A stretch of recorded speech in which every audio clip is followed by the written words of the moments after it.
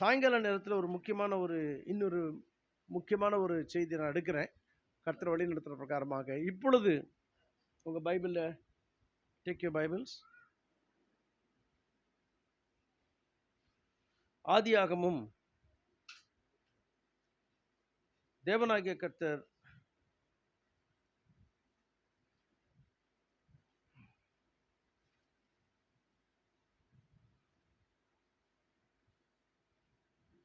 ஆபிரகாமுக்கு கொடுத்ததான வாக்குத்தத்தம், என்ன வாக்குத்தத்தத்தை ஆபிரகாமுக்கு கொடுத்தார், அந்த வாக்குத்தத்தத்தை செய்ய வல்ல தேவன் எப்படி செய்கிறார் அந்த காரியங்களை, அதன் பிறகு அவர்கள் எப்படி சுதந்திரித்தார்கள், எவ்விதமாக இந்த காரியங்கள் நடக்குது என்ற காரியத்தை 10வது டைம் பிரிமானில் 12 மணிக்கு முடிச்சிடுறேன். அவ்வளோலாம் போக முடியாது. 10:30 1.5 மணி நேரம் கேட்டால் போதும். சரியா? 1.5 மணி நேரம் நான் பிரசங்கம் பண்ணுறேன், அது போதும். உட்கார்ந்த பிறகு காரியங்களை சொல்கிறேன். நான் 13ஆம் அதிகாரம் 13th சாப்டர். பைபிள் இருக்கிறவங்க எடுங்க. தமிழ் பைபிளில் வந்துட்டு 14வது பக்கம், பேஜ் நம்பர் 14, தமிழ் வேதாகமத்தில்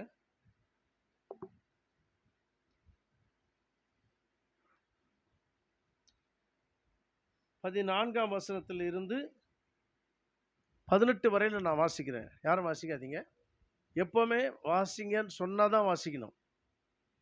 புரியுதா? அது வரையிலும் ஃபஸ்ட்டு ப்ரீச்சர் தான் வாசிக்கணும், அதுக்கப்புறம் தான் மற்றவங்க வாசிக்கணும்.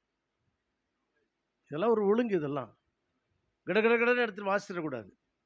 அதுக்கப்புறம் பிரசங்க சொல்லும்போது வாசிக்கலாம், வாசிங்க அப்படின்னு சொல்லும்போது வாசிக்கலாம். சரியா? சின்னப்பத்தில் வந்து ட்ராக் கரெக்டாக ஓடினா தான் நல்லா இருக்கும் இல்லையா? அவங்கவுங்க ட்ராக்கில் ஓடினா தான் கரெக்டாக ஓட முடியும். ட்ராக்கை மாற்றினா ஃபெயில் ஆகிடும். இது சின்ன காரியம், பட் இந்த ஒழுங்கை நம்ம கற்றுக்கணும். ஆல்ரைட், 14ஆம் வசனத்திலிருந்து 18 மட்டும் வாசிக்கிறேன். லோத்து ஆபிராமை விட்டு பிரிந்த பின்பு கர்த்தர் ஆபிராமை நோக்கி, உன் கண்களை ஏறெடுத்து நீ இருக்கிற இடத்தில் இருந்து வடக்கேயும் தெற்கேயும் கிழக்கேயும் மேற்கேயும் நோக்கி பார். நீ பார்க்கிற இந்த பூமி முழுவதையும் நான் உனக்கும் உன் சந்ததிக்கும் என்றென்றைக்கும் இருக்கும்படி கொடுத்து, உன் சந்ததியை பூமியின் தூளை போல பெருக பண்ணுவேன். ஒருவன் பூமியின் தூளை எண்ணக்கூடுமானால் உன் சந்ததியும் எண்ணப்படும். நீ எழுந்திரு, தேசத்தின் நீளமும் அகலமும் எம்மட்டோ அம்மட்டும் நடந்து திரி, உனக்கு அதை தருவேன் என்றார்.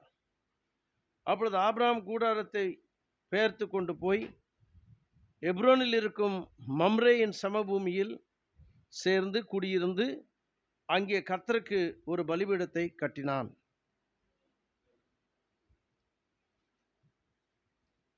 சரி, கண்களை மூடுவோம். அன்புள்ள எங்கள் ஆண்டவரே, நாங்கள் எந்த திசையில எப்படி போக வேண்டும் என்று நீர் அப்படியாக நிர்ணயித்திருக்கிறோம், அப்படி எங்களை நடத்துவீராக. என் தேவனாகிய கர்த்தர், எங்களோடு கூட நீர் பேசும். எங்கள் குறைகள், குற்றங்கள், தவறுகள், மீறுதல்களை மன்னியும். உம்முடைய இரத்தம் கொண்டு எங்களை மூடும். உம்முடைய இரத்தத்தினூடாக எங்களை பார்த்தருளும். நாங்களும் உம்முடைய இரத்தத்தினூடாக வருகிற செய்தியை கேட்க உதவி செய்யும். எங்கள் விசுவாசத்தை வர்த்திக்க செய்யும். வந்த உம்முடைய மக்களை ஆசீர்வதியும் கர்த்தாவே, உதவி செய்யும். தேவரீர், உம்முடைய வார்த்தையை நாங்கள் கேட்கும் பொழுது உம்மை கனப்படுத்த கிருபை தாரும், உம்மை ஆராதிக்க கிருபை தாரும். உமக்கு நன்றி. பொறுப்படுத்த வழிநடத்தும். தேவைகள் எதுவாக இருந்தாலும் உடைய மக்களுடைய தேவைகளை சந்திப்பீராக. ஆவிக்குரிய தேவைகளாக இருந்தாலும், சரீர பிரகாரமான தேவைகளாக இருந்தாலும், ஆண்டவரே ஒருவேளை நோய்பட்டிருந்தாலும் எல்லாவற்றையும் தீர்த்து வைக்கும்படியாக நாங்கள் ஜெபிக்கிறோம். நன்றி ஆண்டவரே, எங்கள் மத்தியில் நீர் இருப்பதற்காக நன்றி. பொறுப்படுத்த வழிநடத்தும். இயேசு கிறிஸ்துவின் நாமத்தில் ஜெபிக்கிறோம் நல்ல தகப்பனே, ஆமேன். Be seated. உட்காருங்க.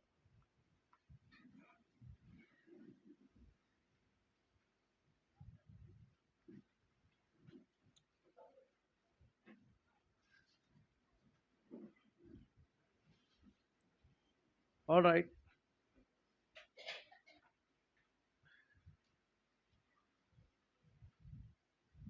இந்த ஆபிரகாமுடைய காரியத்தை முள்ளமா பார்த்துட்டு வரலாம். ஆபிரகாம் ஒரு ஒரு புறஜாதி மனுஷன் அவன். நல்லா கவனிக்கணும் நான் சொல்ற காரியங்களை. யெகோவா தேவனை ஆராதிக்கிறவன் கிடையாது அவன். அவர்கள் நாட்களிலே அவர்களுடைய தேசத்திலே ஒரு பிரசித்தி பெற்ற ஒரு மனுஷனாக இருந்தான். இந்த ஆபிரகாம் அவிதமாக இருந்த அந்த நாட்களிலே தேவன் ஒருவர் இருக்கிறார் என்ற ஒரு வாஞ்சை அவனுக்கு உண்டு இருந்தது. ஆகனாலே தேவனை சந்திக்க வேண்டும் என்ற ஒரு வாஞ்சை இருந்ததினாலே தேவனாகிய கர்த்தர் ஆபிரகாமோடு கூட கர்த்தர் பேசினார். ஆபிரகாமோடு கூட தேவன் 12ஆம் அதிகாரத்தில் பேசும் பொழுது தேவன் சொன்ன ஒரு காரியம் என்னவென்றால், எடுத்ததுமே அவர்கிட்ட சொன்ன காரியம், உன் தேசத்தையும் உன் சுய தேசத்தையும் உன்னுடைய சொந்தக்காரர்கள் உனக்கு இருக்கிறதான எல்லாவற்றையும் விட்டு நான் உனக்கு சொல்லுகிற தேசத்திற்கு போ என்று கர்த்தர் சொன்னார். கேட்குறீங்களா? இப்ப நாம் என்னவா இருக்கிறோம்னா, கிறிஸ்துவின் மூலமாக நாம் ஆபிரகாமுடைய சந்ததி, நாம் அவருடைய சந்ததி, அவருடைய பிள்ளைகள். We are sons of Abraham through Christ. கிறிஸ்துவின் மூலமாக நாம் ஆபிரகாமுடைய சந்ததியாக இருக்கிறோம். கொஞ்சம் ஜாகிரதையா கேளுங்க, சரியா? அதான் ரொம்ப நேரம் எடுக்கல. ஏன் ரொம்ப நேரம் எடுக்குன்னா, ரொம்ப நேரம் கேட்க முடியாது மைண்டு. அமெரிக்காவில் என்ன சொல்றாங்கன்னா, 20 நிமிஷம் தான் மனுஷன் கேட்பானாம். அவன் கால்குலேட் பண்ணி சொல்லியிருக்காங்க. 20 நிமிஷம் கேட்டான்னா அவன் மைண்ட் அவ்வளோதான் கிராஸ் பண்ணணும்னு சொல்கிறாங்க அவங்க. அதனால் அவ்வளோதான் பிரசங்கம் பண்ண முடியும். 1 hour 15 minutes பண்ணால் போதும். சில நேரத்தில் இழுப்பாங்க ஜனம், அது இழுக்கிறத பொறுத்து சபை செய்தியானது வரும். பட் நான் நீங்கள் எவ்வளோதான் இழுத்தாலும் அவ்வளோதான் 12 மணிக்கு முடிச்சுட்டு போகிறேன். புரியுதுங்களா? அதை நீங்கள் புரிஞ்சுக்கிட்டீங்கன்னா சரி. கொஞ்சம் நல்லா நீங்கள் கவனிக்கணும். கவனிக்கிறது மாத்திரமல்ல, நான் என்ன பிரசங்கம் பண்ணுறேனோ பேரலல் ஸ்டடி. பேரலல் ஸ்டடின்னா இதுக்கு அப்படியே போகிறது தான் பேரலல். புரியுதா? இப்போ தண்டவாளத்தை பார்க்குறீங்க, ஒரு தண்டவாளம் மாத்திரம் இல்லை, அதுக்கு பேரலெல்லாம் இன்னொன்று இருக்கும். ரைட்டுங்களா? இதுதான் பேரலல். அப்போ இந்த பிரசங்கத்தை நான் செய்யும்போது பேரலல் ஸ்டடி யாருன்னா நீங்கள் தான். உங்களை வைக்கணும் அங்கே. இப்போ பைபிளில் நம்ம இந்த மகத்தான இந்த விசுவாசத்தின் தகப்பனாகிய ஆபிரகாமை குறித்து நாம் பார்க்கிறோம். இந்த ஆபிரகாமுடைய தேவன் அழைக்கிறார். அழைக்கும் பொழுது முதலாவது தேவன் சொன்ன என்ன காரியம் என்னவென்றால், 12ஆம் அதிகாரத்தில் நீங்க வாசித்தீங்கன்னா, உன்னுடைய சொந்த ஜனங்களை எல்லாம் நீ விட்டு, உன்னுடைய சொந்த தேசத்தை நீ விட்டு, நீ என்ன பண்ணணும், நான் சொல்ற இடத்துக்கு நீ போ என்று கர்த்தர் அவனுக்கு சொல்கிறார். நான் நினைக்கிறேன் கர்த்தர் அவனுடைய உள்ளத்தோடு கூட பேசினார்.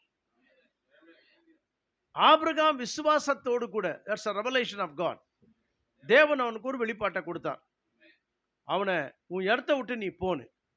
அதே தேவன் தான் இன்றைக்கும் கூட தேவனாகிய கர்த்தர் நம்முடைய உள்ளங்களிலே பேசும் பொழுது, அது தேவன் நமக்கு வெளிப்படுத்தும் பொழுது, நீ இருக்கிற தேசத்தை விட்டு வெளியே வந்தாதான் தேவன் உன்னை ஆசீர்வதிக்க முடியும். என் தேசம் எது பிரதர்? அந்தமான் கிடையாது உங்க தேசம். புரியுதுங்களா? இல்ல, வேற எந்த தேசமும் கிடையாது உங்க தேசம். இன்றைக்கு நம்முடைய தேசம் என்னவென்றால் பிரியமானவர்களே, நேஷன். நேஷன்னா தேசம். கரெக்டா? டினாமினேஷன். வாங்க, கேட்ச் பண்றீங்களா இல்லையா? கேட்ச் பண்றீங்களா? டினாமினேஷன் சொல்லும்போது ஸ்தாபனம் தான் நீங்க இருக்கிற தேசம். அந்தோமான் கிடையாது. புரியுதுங்களா? இது உங்க தேசம் கிடையாது. இது என் தேசம் சென்னை கிடையாது. நான் பிறந்த வளர்ந்தா கூட இதை கொஞ்சம் அப்படி தள்ளி போட்டுக்கோங்க. நீங்கள் இப்படி பார்த்தா எனக்கு கஷ்டமாகுது. தள்ளி போட்டுங்க. பக்கத்து ஜருப்புக்கொண்டா ஜருப்புக்கொண்டு பாகுంటుంది. ரைட், நீங்கள் இப்படி தள்ளி போட்டுக்கோங்க. ஓகே, எல்லாரும் என்னை பாருங்க. என்ன பார்க்காம இருந்தால் தூங்குவாங்க. ஆகினால நம்ம பார்க்குறோம் பிரிவரில் நம்முடைய that's a nation, this a denomination. இன்றைக்கு தேவனாகிய கர்த்தர் உன்னுடைய உள்ளத்தில் பிறந்தது உண்மை, உன்னுடைய உள்ளத்தில் பேசினது உண்மை என்றால், எந்த ஸ்தாபனத்தில் இருந்தோ நீங்க தேவனுக்கு உண்மையான ஊழியம் செய்யவே முடியாது. உண்மையான ஊழியத்தை விடுங்க, ஊழியமே செய்ய முடியாது. catching what I'm saying? ஊழியமே செய்ய முடியாது. எந்த ஒரு மதத்தில் இருந்தாலும், எந்த ஒரு ஸ்தாபனத்தில் இருந்தாலும், எந்த ஒரு இதுதான் தேவனுடைய வார்த்தையினுடைய வெளிப்பாட்டை நீங்க பெறும்போது மாத்திரமே அது உங்களுக்கு புரியும். புரியுதுங்களா? This man in the Abraham, he was a heathen. Heathen சொல்லும் பொழுது அஞ்ஞான தேவர்களை வணங்கினவன். அவன் தேவனை யெகோவாவை வணங்கினவன் கிடையாது. அவனுக்குள்ளாக ஒரு வாஞ்சை, ஒரு உண்மையான தேவன் கடவுள் எங்கே இருக்கிறார் என்று. ஆகினால் அந்த வாஞ்சையை தேவனாகிய கர்த்தர் பார்த்து அவனோடு கூட தேவன் பேசி, இன்னும் நான் உனக்கு அதிகமா என்ன வெளிப்படுத்துறேன், ஆனா உன் சொந்த கும்பலோட கூட நீ இருக்கக்கூடாது. கேட்கும்போது ஆமேன்னு சொல்லுவீங்களா? வாய் இருக்குல்ல, நாக்கு இருக்கா, சொரம் இருக்கா, அப்ப ஏன் சொல்லக்கூடாது ஆமேன் என்று? சரிங்களா? எதுவும் டேப்பிக்கு போட்டல இல்ல. கத்துக்கோங்க. அப்படிதான் நீங்க தேவனை துதிக்கணும். அந்த ஒரு உற்சாகம் வரும்போது என்ன செய்யணும்? நீங்க தலையாட்டுறது கிடையாது. ஆமேன். ஏன்னா அந்த சேரை போடுங்க, பிரதருக்கு உட்காருங்க.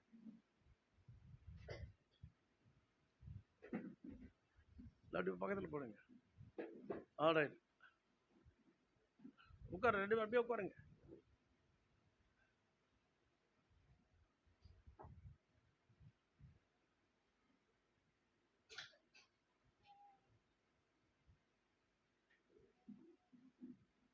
ரைட், இப்ப கேளுங்க.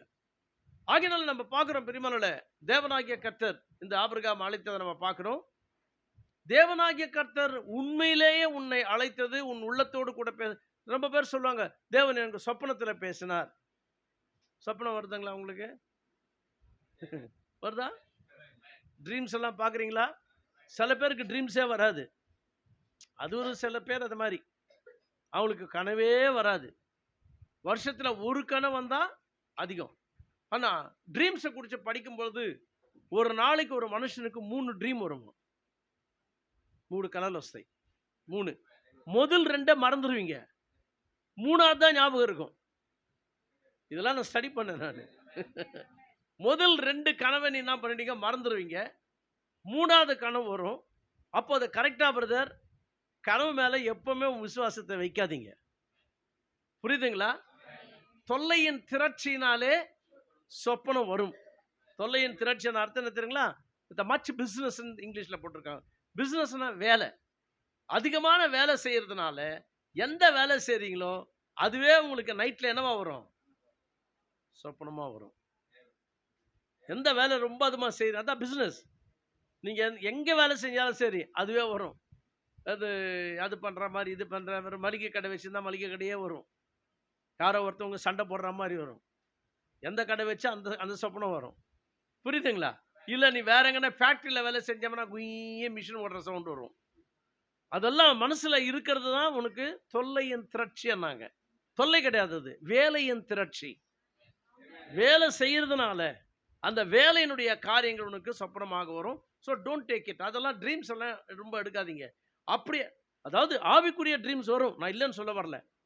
ஆவிக்குரிய ட்ரீம்ஸ் வரும்போது, ஸ்பிரிச்சுவல் ட்ரீம்ஸ் வரும் பொழுது அதை வேத வார்த்தையோடு கூட ஒப்பிட்டு பார்க்கணும். அதை வேத வார்த்தைக்கு புறம்பா இருந்துச்சுன்னா என்ன செய்யக்கூடாது? அதை என்ன செய்யக்கூடாது சொல்லுங்க. உங்களை தானே கேள்வி கேட்கிறேன். ஏற்றுக்கொள்ள கூடாது. அப்போ எனக்கு சொப்பனம் வந்தது, என்ன பண்ண, என்ன செய்யணும்னா குப்பை வீட்டில் போட்டுடணும், சத்தக்குள்ளே செய்யல. புரியுதுங்களா? சும்மா எனக்கு ட்ரீம்ஸ் வந்துச்சு, எனக்கு அது வந்துச்சுன்னு சொல்லிட்டு அது மேல நீ ஆதாரப்படக்கூடாது. ஒருத்தர் பிரீச்சர்ஸ் கூட அது மாதிரி இருக்காங்க. எனக்கு தரிசனம் வந்தது பதில, நான் இன்னையா தரிசனம், இவர் கனவு பார்த்துட்டு தரிசனம்வாரு. சொப்பனம் வேற, தரிசனம் வேற. சொப்பனம் தூங்கும் போது வர்றது, தரிசனம் கண்ணு திறந்திருக்கும் போதே வர்றது. தரிசனம் எல்லாருக்கும் வராது. மெயினா தீர்க்க தரிசனங்களுக்கு தேவன் கொடுப்பார். ஒருத்தர் 2 பேருக்கு வரும், நான் இல்லைன்னு சொல்லல. எங்க அம்மா தரிசனம் பார்ப்பாங்க, கண்ணு திறந்துன்னே பார்ப்பாங்க அவங்க. ஆனா நான் எங்க அம்மாவுக்கு நான் சொல்லி கொடுத்தது என்னன்னா, கடைசியில அம்மா உன் தரிசனம்லாம் வேண்டாம், அது கூட அது மேல கூட ஆதாரப்படாத. இன்றைக்கு நமக்கு தரிசனம் என்று சொல்லும் பொழுது எது நம்முடைய தரிசனம் பிரிமல? வேதாகம் தான் நம்முடைய தரிசனம். The word of God. இன்றைக்கு அதுக்கு வியாக்கியான ஒரு காரியம் இருக்கு. எல்லாமே பைபிள் தான் கையில் வச்சிருக்கிறாங்க. எல்லா ஸ்தாபனத்திலும் எல்லாருமே பைபிள் வச்சிருக்காங்க. ஆனால் இந்த வார்த்தைக்கு வார்த்தைக்கு அதாவது இந்த வார்த்தையாகிய தரிசனத்திற்கு உண்மையான வியாக்கியானத்தை யார் கொடுக்கிறது? கேக்குறீங்களா? அந்த உண்மையான வியாக்கியானத்தை யார் தர முடியும்னா தீர்க்கதரிசி தான் தர முடியும். வேற யாருமே தர முடியாது. ஒரு காலகட்டத்தில், அதாவது உங்களுக்கு தெரியும், தானியேலுடைய காலகட்டத்தில் அந்த ராஜா சொப்பனத்தை பார்த்தான். சொப்பனத்தை கண்டானா, அந்த சொப்பனத்தை கண்டவன் என்ன சொல்றான், அந்த தேசத்தில் இருக்கிறதான நேபுகத்நேசார் எல்லா விதமான அறிவாளிகளையும் ஞானிகளையும் இதுக்கெல்லாம் எல்லாரும் கூப்பிட்டு என்ன சொல்றான்னா, என்னுடைய சொப்பனம் எனக்கு வந்துச்சு, அந்த சொப்பனத்துக்கு நீங்க வியாக்கியானம் சொல்லுங்கன்றாங்க. வந்தவங்க என்ன சொல்றாங்க, உன் சொப்பனத்தை எங்களுக்கு சொல்லு, நாங்க உங்களுக்கு என் வாய்க்கு வந்த உடில் விடுறோம். நாங்க புரியல, புரியுதுங்களா நான் என்ன சொல்ல வரேன்னு? நீ சொப்பனத்தை சொல்லு, நான் எங்களுக்கு என்ன புரியுதோ அதை நாங்க சொல்றோன்னு. அவன் கேடி, அவன் யாரு, ராஜா என்ன சொல்லிட்டான், ஏய் நான் உனக்கு சொப்பனத்தை சொல்லணும், நீ அதுக்கு வியாக்கியானம் சொல்லணுமா? இல்ல, என் சொப்பனத்தையும் சொல்லணும், அப்புறம் அதுக்கு வியாக்கியானம் சொல்லணும். ராஜா, அரிதான காரியம். உன் ட்ரீமை யார் சொல்ல முடியும்? உன்னுடைய சொப்பனத்தை யார் சொல்ல முடியும்? சொப்பனத்தை சொல்லு, நாங்க ஏதாவது ஒன்று விட்டுறோன்ற. சொன்ன, நோ, நீ சொல்லல. ராஜா வச்சாவன் எல்லாம் இந்த சொப்பனத்துக்கு வியாக்கியானம் சொல்றவங்க எல்லாம் ஊர்ல இருக்கிறவங்க எல்லாம் கூட்டணும், எல்லாரையும் இந்த இந்த இந்த கள்ளத்தீர்க்கதரிசி எல்லாம் கூட்டணும், எல்லாம் வெட்டி போட்டுட்டான். ஞானிகள் எல்லாம் வெட்டி போட்டுரு, புலியினா இருக்கிறீங்க நீங்க அப்படின்ட்டு. அப்போ தானியேல் கூட அந்த ஞானியில ஒருத்தன், வார்த்தை வருது, தானியேல் உன் தலை வெட்ட போறாங்கன்ட்டு. அவன் சொல்றான், ஏன்டா எங்க தலைங்க வெட்ட போறாங்கன்னு. ராஜா இது மாதிரி ஒரு சொப்பனம் கண்டாராம். இந்த சொப்பனத்துக்கு யாருமே வியாக்கியானம் சொல்லலை. அந்த வியாக்கியானம் வந்துட்டு அவங்க என்ன சொல்றாங்கன்னா, சொப்பனமும் சொல்லணும், அப்புறம் அதுக்கு வியாக்கியானமும் சொல்லணும். அப்போதான் நீ என் சொப்பனத்தை சொன்னாதான் நீ கரெக்டான வியாக்கியானம் கொடுக்குறன்னு அர்த்தம் அப்படின்னு ராஜா சொல்லிட்டாரு. அப்போ தானியேல் சொல்றாரு, பொறுங்க, வெட்டாதீங்க, எல்லாரையும் என்னை கூட்டு போங்க. தானியேல் ஒரு தீர்க்கதரிசி, தானியேல் தேவனுக்கு நெருங்கின ஒரு மனுஷன். தானியேலை கூட்டு போய் ராஜா முன்ன நிற்கிறாங்க. ராஜா முன்ன நிற்கும் போது அப்போ ராஜா மாணவன் அப்படித்தானே இருக்கு அந்த சொப்பனம், அந்த அந்த அந்த தானியேலுடைய காரியங்களில். அதுக்கப்புறம் தானியேல் என்ன சொல்றான், அந்த சொப்பனத்தை விளக்குறான், அதுக்கு வியாக்கியானத்தையும் கொடுக்குறான். நான் கவனிங்க, தானியேல் ஒரு சொப்பனத்தை தான் கண்டான். கொஞ்சம் நல்லா கவனிச்சுட்டே வர்றேன் நீங்க, ரைட்டுங்களா? ஒரு சொப்பனம் தான் கண்டான். தீர்க்கதரிசி ஆகிய வில்லியம் பிரானம் ஒரு சொப்பனம் கிடையாது, நூத்துக்கணக்கான சொப்பனங்களை பார்த்தார் அவர். ஒன்னு இல்ல, ரெண்டு இல்ல, அவர் இல்ல சொப்பனத்தை பார்த்தது. அவர் தீர்க்கதரிசின்னு உலகம் தெரியும். அதனால அவர்கிட்ட சொப்பனம் வந்ததுன்னா அவர்கிட்ட சொல்ல வருவாங்க, பாஸ்டர் எங்களுக்கு ஐயா சொப்பனம் எனக்கு வந்து அதுக்கு நீங்க வியாக்கியானத்தை கொடுக்கணும். அப்போ அவர் என்ன சொல்வார், ஓகே, அவருக்கு அப்பாயின்மெண்ட் ஃபிக்ஸ் பண்ணாங்க. 3 மாசம் ஆகும் அப்பாயின்மெண்ட் ஃபிக்ஸ் பண்ண பிறகு அவரை பார்க்கணும்னா. அப்போ அந்த பார்க்கறதுக்காக வருவாங்க. அவர்கிட்ட வரும் பொழுது சொப்பனத்தை சொல்லுவாங்க. சொப்பனத்தை சொல்லும் பொழுது கேக்குறீங்களா, சொப்பனத்தை எல்லாம் இவங்க கேட்ட பிறகு நிறுத்திட்டு சொல்லுவாரு, இங்கெல்லாம் நீ விட்டுட்டேன்னுவாரு. இந்த சொப்பனத்துல இதெல்லாம் நீ விட்டுட்ட, ஸ்டன் ஆயிடுவாங்க அவங்க. ஏன்னா இவங்க சொப்பனத்தை சொல்லும் பொழுதே அந்த சொப்பனத்தை இவர் பார்ப்பார். இப்ப இவர் உண்மையான தீர்க்கதரிசியா இல்ல கள்ள போதுகிறா? நீ உங்களுக்கிட்டே விடுறேன். அந்த தானியேல் ஒண்ணு சொன்னான். இந்த நம்ம காலத்து தானியேல் நூத்துக்கணக்கான சொப்பனங்களுக்கு வந்துட்டு வியாக்கியானத்தை சொன்னான். கேக்குறீங்களா? ஒரு நாளில இந்த அவருடைய சரித்திரத்தை நான் படிச்சிருக்கேன். நான் 19 வயசுல இருந்து படிக்கிறேன் அவருடைய செய்திகளை. அதனால சில இந்த காரியங்களை படிச்சவங்களான்னு நான் சொல்றேன், ஜாகிரதையா கேளுங்க. ஒரு நாள் தீர்க்கதரிசியானவர், தீர்க்கதரிசனா வில்லியம் பிரானம் தான் தீர்க்கதரிசி, சும்மா அழுகிற தீர்க்கதரிசி, சிரிக்கிற தீர்க்கதரிசிலாம் கிடையாது. அதனால வில்லியம் பிரானம் அவர்கள் கார் எடுத்துட்டு ஒரு பிரிட்ஜுக்குள்ள போய் நிறுத்துறார். எதுக்கோ போறாரு அவர். அங்க அந்த பிரிட்ஜ், அது ஓவர் பிரிட்ஜ், அந்த பிரிட்ஜாண்ட போய் நிறுத்துறாரு. பிரிட்ஜு கீழே ஒருத்தன் தூங்கி நிற்கிறான். கேக்குறீங்களா? பிரிட்ஜு கீழே ஒரு ஆளு தூங்கி நிற்கிறான். தூங்கும் போது அவனை பார்க்குறாரு. அவன் சொப்பனம் காண்றான் படுத்துக்கின்னு. தூங்கினே சொப்பனத்தை பார்க்குறான். சொப்பனத்தை பார்க்கும்போது நேராக போய் அவனை எழுப்புறாரு. எழுப்பி, நீ கண்ட சொப்பனம் இதுதானே அவங்கிட்ட. அவன் அரண்டு போய் ஏஞ்சி, நான் கண்ட சொப்பனத்தை நீ எப்ப பார்த்தேன்? நீ சொப்பனம் காணும் போது நான் பார்த்தேன் தீர்க்கதரிசி. அதனால நம்ம தீர்க்கதரிசி சும்மா சாதாரண தீர்க்கதரிசி கிடையாது. இருக்கிறாங்க ஒரு ஸ்தாபனக்காரங்க, கன்றாவி பசங்க இவனுங்க. உண்மையான தீர்க்கதரிசியை பொய் தீர்க்கதரிசின்னு சொல்ற கள்ளர்கள் இவர்கள். வேதம் சொல்லுதுக்கு பிரியமானல என்ன சொல்லுதுன்னா, கள்ள தீர்க்கதரிசிகள் எழுப்புவார்கள் என்று. அதை உனக்கு பிடிச்சிக்கினானுங்க எல்லாரும். கள்ள தீர்க்கதரிசி கள்ள தீர்க்கதரிசியே நீ தான்டா. நீ கள்ள தீர்க்கதரிசியா இருக்கதால தான் உண்மையான தீர்க்கதரிசி கள்ள தீர்க்கதரிசி சொல்ற. ரைட்டுங்களா? கர்த்தராகிய இயேசு கிறிஸ்துவான உண்மையான தேவன். அவனுக்கு என்ன பண்ணானுங்க? அவங்க தான் கள்ளனுங்க. அவனுக்கு என்ன சொன்னாங்க? பேய். அப்போ பேய் ஆண்டவரை போய் பேய் வந்து, ரைட்டுங்களா? பேய் ஆண்டவரை பேய் வந்து. அதே மாதிரிதான் இன்னைக்கு பேய் பிடிச்சவனுங்க உண்மையான தீர்க்கதரிசியா கள்ள தீர்க்கதரிசி என்றானுங்க. ஆண்டவரே சொல்லிட்டார். என்னன்னு சொன்னா, கள்ள தீர்க்கதரிசிகளுக்கும் அப்புறம் கள்ள கிறிஸ்துக்களுக்கும், கள்ள கிறிஸ்துகள் ஃபால்ஸ் அனாயிண்டட். கிறிஸ்துனா அபிஷேகம் பண்ணப்பட்டவங்க. கள்ள அனாயிண்டட்னா அர்த்தம் கள்ள கிறிஸ்துகள், கள்ள அபிஷேகம் பெற்றவர்கள். இன்றைக்கு பிரசங்கம் பண்ற எல்லாருமே தப்பா நினைக்காதீங்க. இதை இக்காலத்தினுடைய செய்தியை தள்ளி போட்டாங்கன்னா அவன் மேல் கள்ள அபிஷேகம் இருக்குதுன்னு அர்த்தம். கேக்குறீங்களா? பொய்யான அபிஷேகம் அவன் மேல இருக்கு. ஆண்டவரை பத்தி தான் பேசுறாங்க. உங்களுக்கு ஒரு உதாரணத்தை கொடுக்குறேன் வேதத்துல இருந்து. வேதத்தை படித்தவங்க யூதர்கள். யூதர்கள் வேதம் படிச்சாங்க, மனப்பாடமா தெரியும் யூதர்கள், ஆசாரியர்கள், பிரதான ஆசாரியர்கள் எல்லாருமே. ஆனா இயேசு கிறிஸ்துவானவர் இந்த பூமியில மனுஷனாக வந்த பொழுது அவன் என்ன சொல்றாரு தெரியுமா? நீங்கள் உங்கள் பிதாவாகிய பிசாசினால் உண்டானவர்கள். ஏன் ஆண்டவர் வேதத்தை படிக்கிறவன போய் உங்க பிதாவாகிய பிசாசினால உண்டானவன்னு கர்த்தர் சொல்றார்?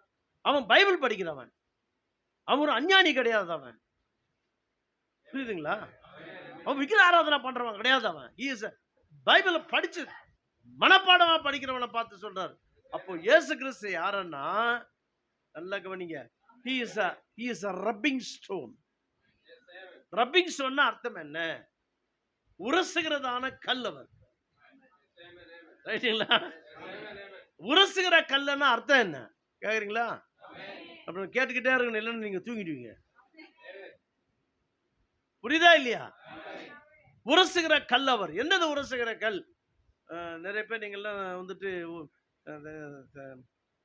தங்க நகைகளை மாட்டிட்டு இருக்கீங்க, சரியா? பரலோகத்துல யாருக்குமே தங்க நகை இருக்காது. பரலோகத்துல யாருக்குமே என்ன இருக்காது? ஜுவல்லரி என்றது பரலோகத்துல இருக்காது. சரி, அது விடுங்க. நீங்க மூலமா புரிஞ்சுப்பீங்க அந்த காரியங்களை. ஜுவல்லரி அங்க இருக்காது. ஜாய் அலுகாச கடை இருக்காது. கேக்குறீங்களா இல்லையா? புரியுதா? வேற என்ன கடைங்க இருக்கீங்க? வேற அங்க எந்த டைமண்ட் மர்ச்சன்ட்டும் இருக்காது, இருக்க மாட்டாங்க. அதனால நீங்க அங்க போய் என்ன பண்ண முடியாது? நீங்க இந்த இந்த நகையை கூட எடுத்துட்டு போக முடியாது. அங்க நீங்க இறந்து போயிட்டீங்கன்னா பொட்டியில வச்சுதான். பொட்டியில வைக்க மாட்டாங்க யாரும். ஏன்னா நைட்ல திருட வந்து அதே எடுத்துட்டு போயிடுவான். திருட வந்து என்ன பண்ணுவான்? மூக்குல இருக்கிறது வரலான்னா வெட்டி எடுத்துருவான். அவன் செத்து போன பேருக்கு யாருக்கு என்ன தெரியும்? உன்னை வெட்டினா என்ன, எது என்ன பண்ண என்ன? You see, right? அது விடுங்க, அப்புறம் பார்க்கலாம். ஆகினால நம்ம பார்க்கிறோம் பிரியமான தேவஜனமே, எப்படியாக இந்த சொப்பனத்தை வந்துட்டு அவர் வியாக்கியானம் செய்கிறார். ரப்பிங் ஸ்டோன் சொன்னேன், அது விட்டம் பாருங்க. ரப்பிங் ஸ்டோன் அர்த்தம் என்னன்னா, எதுக்காக இந்த தங்க நகையை பத்தி பேசுறேன்னா, திடீர்னு நம்மளுக்கு ஏதாவது கஷ்டம் வந்துடும், தொந்தரவு வந்துடும், எது வரும், ஏதாவது வரும்போது என்ன பண்ணும்? யாருக்கிட்ட போய் நம்ம கேட்கறது? கேட்ட யாருமே பணம் வச்சிருந்தா கூட கொடுக்க மாட்டாங்க, ரைட்டா இல்லையா? பணம் இருந்தா கூட கொடுக்க மாட்டாங்க. அதனால என்ன பண்ண, சரிம்மா உங்ககிட்ட அது நகை வச்சிருக்கல, அதை குடு, எடுத்துட்டு போய் நம்ம என்ன பண்ணுவோம், பிளட்ஜ் பண்ணலாம். பிளட்ஜிங்கன்னு அர்த்தம் என்ன, அடமானம் வைக்கலான்னு. வைக்கும்போது பேங்க்ல வைக்கலாம், வட்டி கம்மி. கோஆபரேட்டிவ் பேங்க்ல வச்சா வட்டி கம்மின்னு கோஆபரேட்டிவ் வைக்கிறாங்க. இந்த பேங்க்ல வைக்கும்போது அவன் எடுப்பான். நீங்க கொடுக்கிற தங்கம் உண்மையான தங்கமா பொய் தங்கமான்னு அவனுக்கு எப்படி தெரியும்? அது கேட்சிங்க, நான் என்ன சொல்ல புரியுதுங்களா? அதனால அவங்ககிட்ட ஒரு ஸ்டோன் இருக்கும், அந்த ஸ்டோன்ல வச்சு தேய்ப்பான், சும்மா லைட்டா தேய்ப்பான். தேய்ச்சான்னா அது ஒரு வேளை அலுமினியத்து மேல கோட்டிங் கொடுத்திருந்தாங்கன்னா வெள்ளையாயிடாது. இல்ல சில்வர் மேல கோட்டிங் பார்த்திருந்தாலும் சில்வர் வந்துடும் வெளியில. அப்ப சொல்லலாம், ஏங்க இந்த பார், இது உண்மையான தங்கம் கிடையாது, தங்கம் முலாம் பூசினது இது, அதனால இது நாங்க எடுத்துக்கொள்ள முடியாது. ஆகினால உன்கிட்ட இருக்குது தங்கமா இல்லையானா அதை என்ன பண்ண, ரப்பிங் ஸ்டோன் மேல தேய்க்கணும். உன் விசுவாசம் கரெக்டா இல்லையா என்றத வார்த்தையாகிய தேவன் மேல தேய்க்கணும். அது catching what I am saying, புரியுதுங்களா? சும்மா நான் விசுவாசி நடக்காது.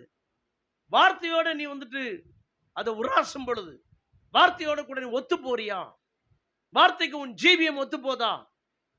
சரி, இயேசு கிறிஸ்து கிட்ட வரும்போது ஆசாரியர்கள், பிரதான ஆசாரியர்கள், சதுசேயர்கள், பரிசேயர்கள் அவங்க எல்லாம் அவரோட உராசுறாங்க. உராசும் போது கர்த்தர் அவனுடைய உண்மையான நேச்சரை சொல்றார். நீங்கள் உங்கள் பிதாவாகிய பிசாசினால் உண்டானவர்கள்.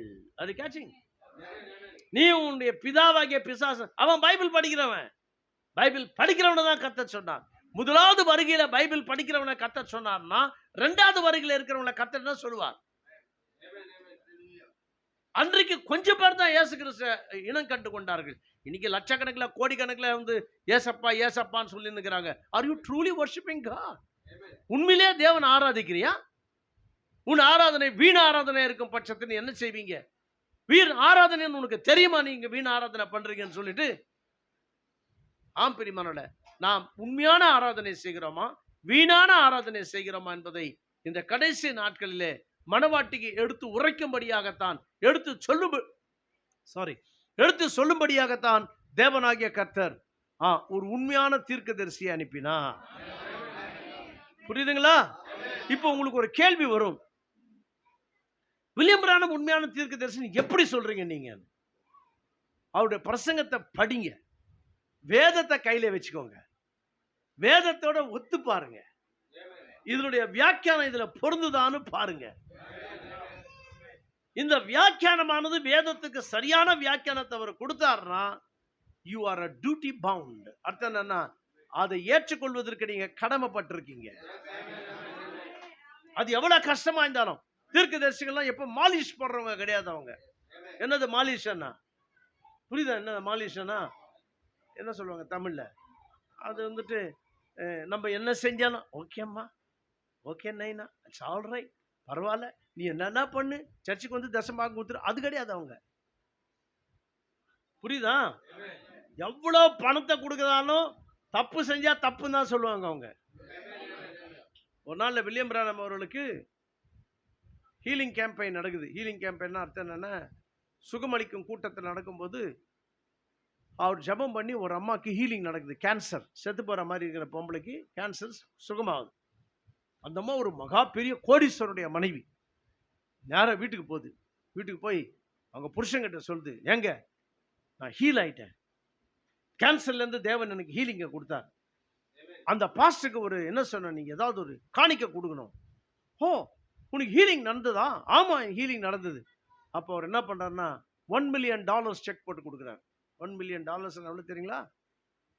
$10 லட்சம். $1 million 10 லட்சம். $10 லட்சம் செக். ஒரு டாலர்னாவே நிறைய வேலை, நிறைய காசு. நம்ம இந்திய பணம் கம்மி, டாலருடைய மதிப்பு அதிகம்.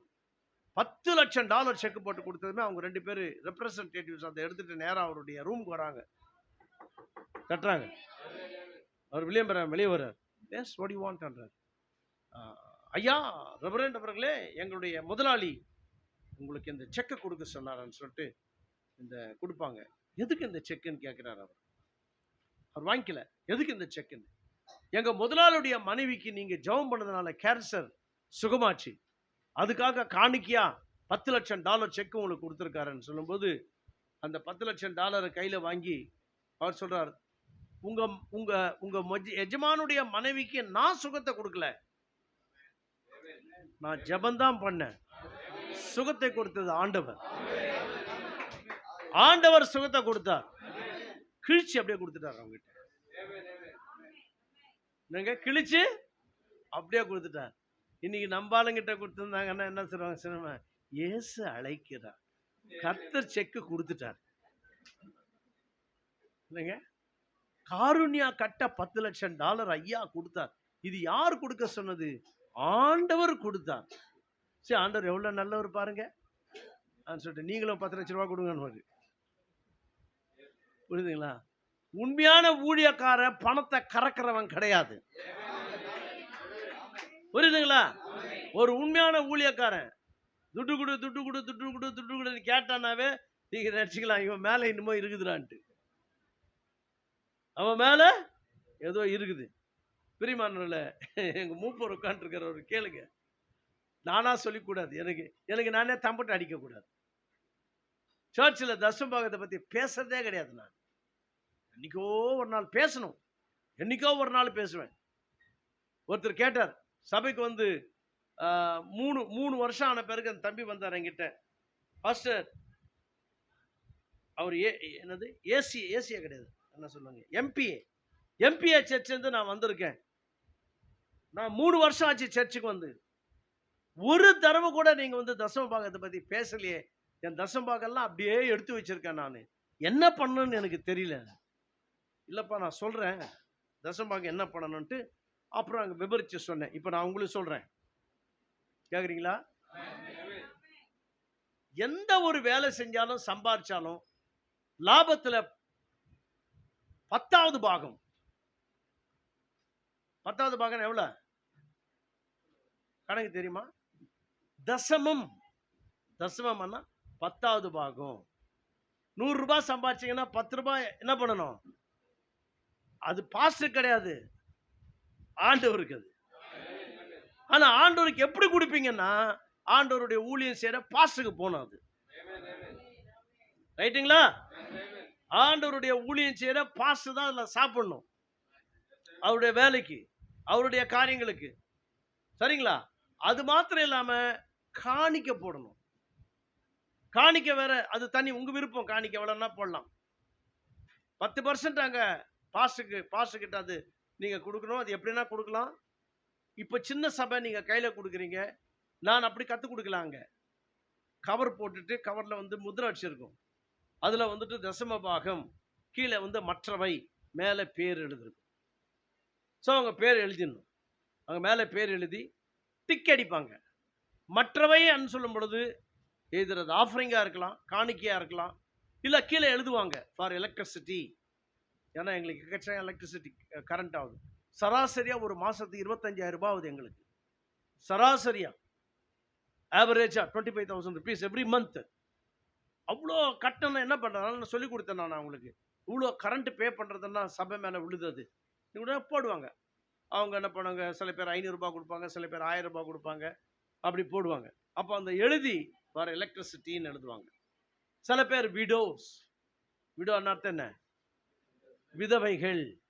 சில பேர் சிலது என்ன, புவர், ஃபார் புவர் கான்ட்ரிபியூஷன், ஏழைகளுக்கு, இப்படி எல்லாம் எழுதுவாங்க. சில பேர் ஃபார் புக் மினிஸ்ட்ரி, நாங்கள் புக்ஸ் பிரிண்ட் பண்றோம், அந்த புக் பிரிண்ட் பண்றதுக்காக காசு போடுவாங்க. இதெல்லாம் சொல்லி கொடுத்தா தான் செய்வாங்க மக்கள்.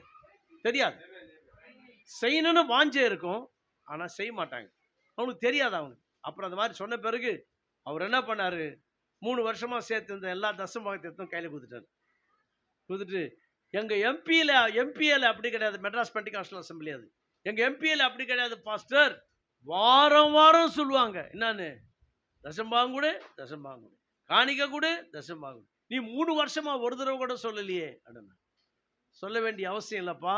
ஏன்னா தேவ பிள்ளைகள் இருந்து ஆட்டோமேட்டிக்கா கொடுப்பாங்க. மெல்கிசேதேக்கு வந்து வந்த பொழுது ஆபிரகாமுக்கு யார் சொல்லி கொடுத்தா தசமபாகத்தை கொடுன்னு? அவன் போய் எல்லாவற்றையும் போரிட்டு ஜெயித்த பிறகு அவன் கொண்டு வந்ததுல அவன் தசம பாகத்தை எடுத்துட்டு போய் அந்த சாலேமின் ராஜா அவர்கிட்ட போய் தசம பாகத்தை கொடுத்தான்னு வேதம் சொல்லுது. அப்போ தசம பாகத்தை அவருக்கு கொடுக்க சொல்லி ஆபிரகாமுக்கு யார் சொல்லி கொடுத்தான்? யாக்கோபு தனக்கு இருந்த எல்லாவற்றையும் தசம பாகம் கொடுத்தான்னு வேதம் சொல்லுது. புரியுதுங்களா? அவங்க அவங்க அவங்க தாத்தா செஞ்ச மாதிரி இவன் செஞ்சான். யாரு? ஆபிரகாம் செஞ்ச மாதிரி யாக்கோபு செஞ்சான்.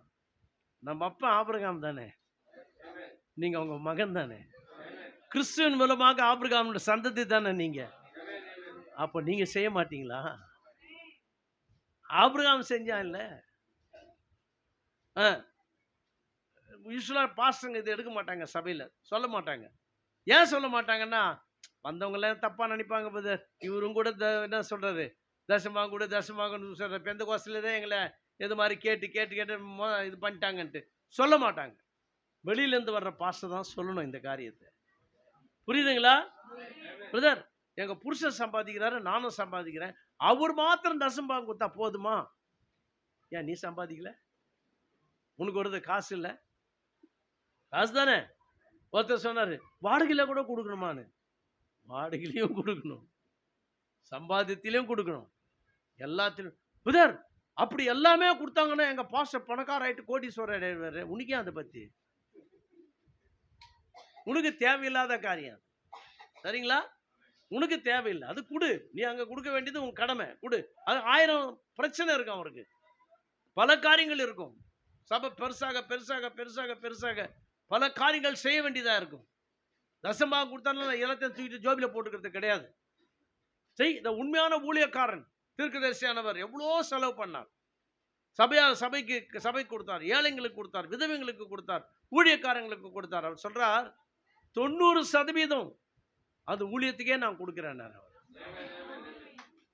எவ்வளோங்க? 90% நான் ஊழியத்துக்கு கொடுத்தா 10% நான் எடுத்துக்கிட்டேன்றார். புரியுங்களா? அது ஒரு ஊழிய கட்டத்தில் அது மாதிரி வரும்போது நம்ம செய்யணும் அது மாதிரி. ஆமா, நான் 40% கொடுப்பேன் ஆண்டவருக்கு. 40-45% என்னுடைய தசம்பாகத்தில் மற்ற ஊழியங்களுக்காக நான் கொடுப்பேன். தேவன் அப்படியா ஆசீர்வதிப்பார்.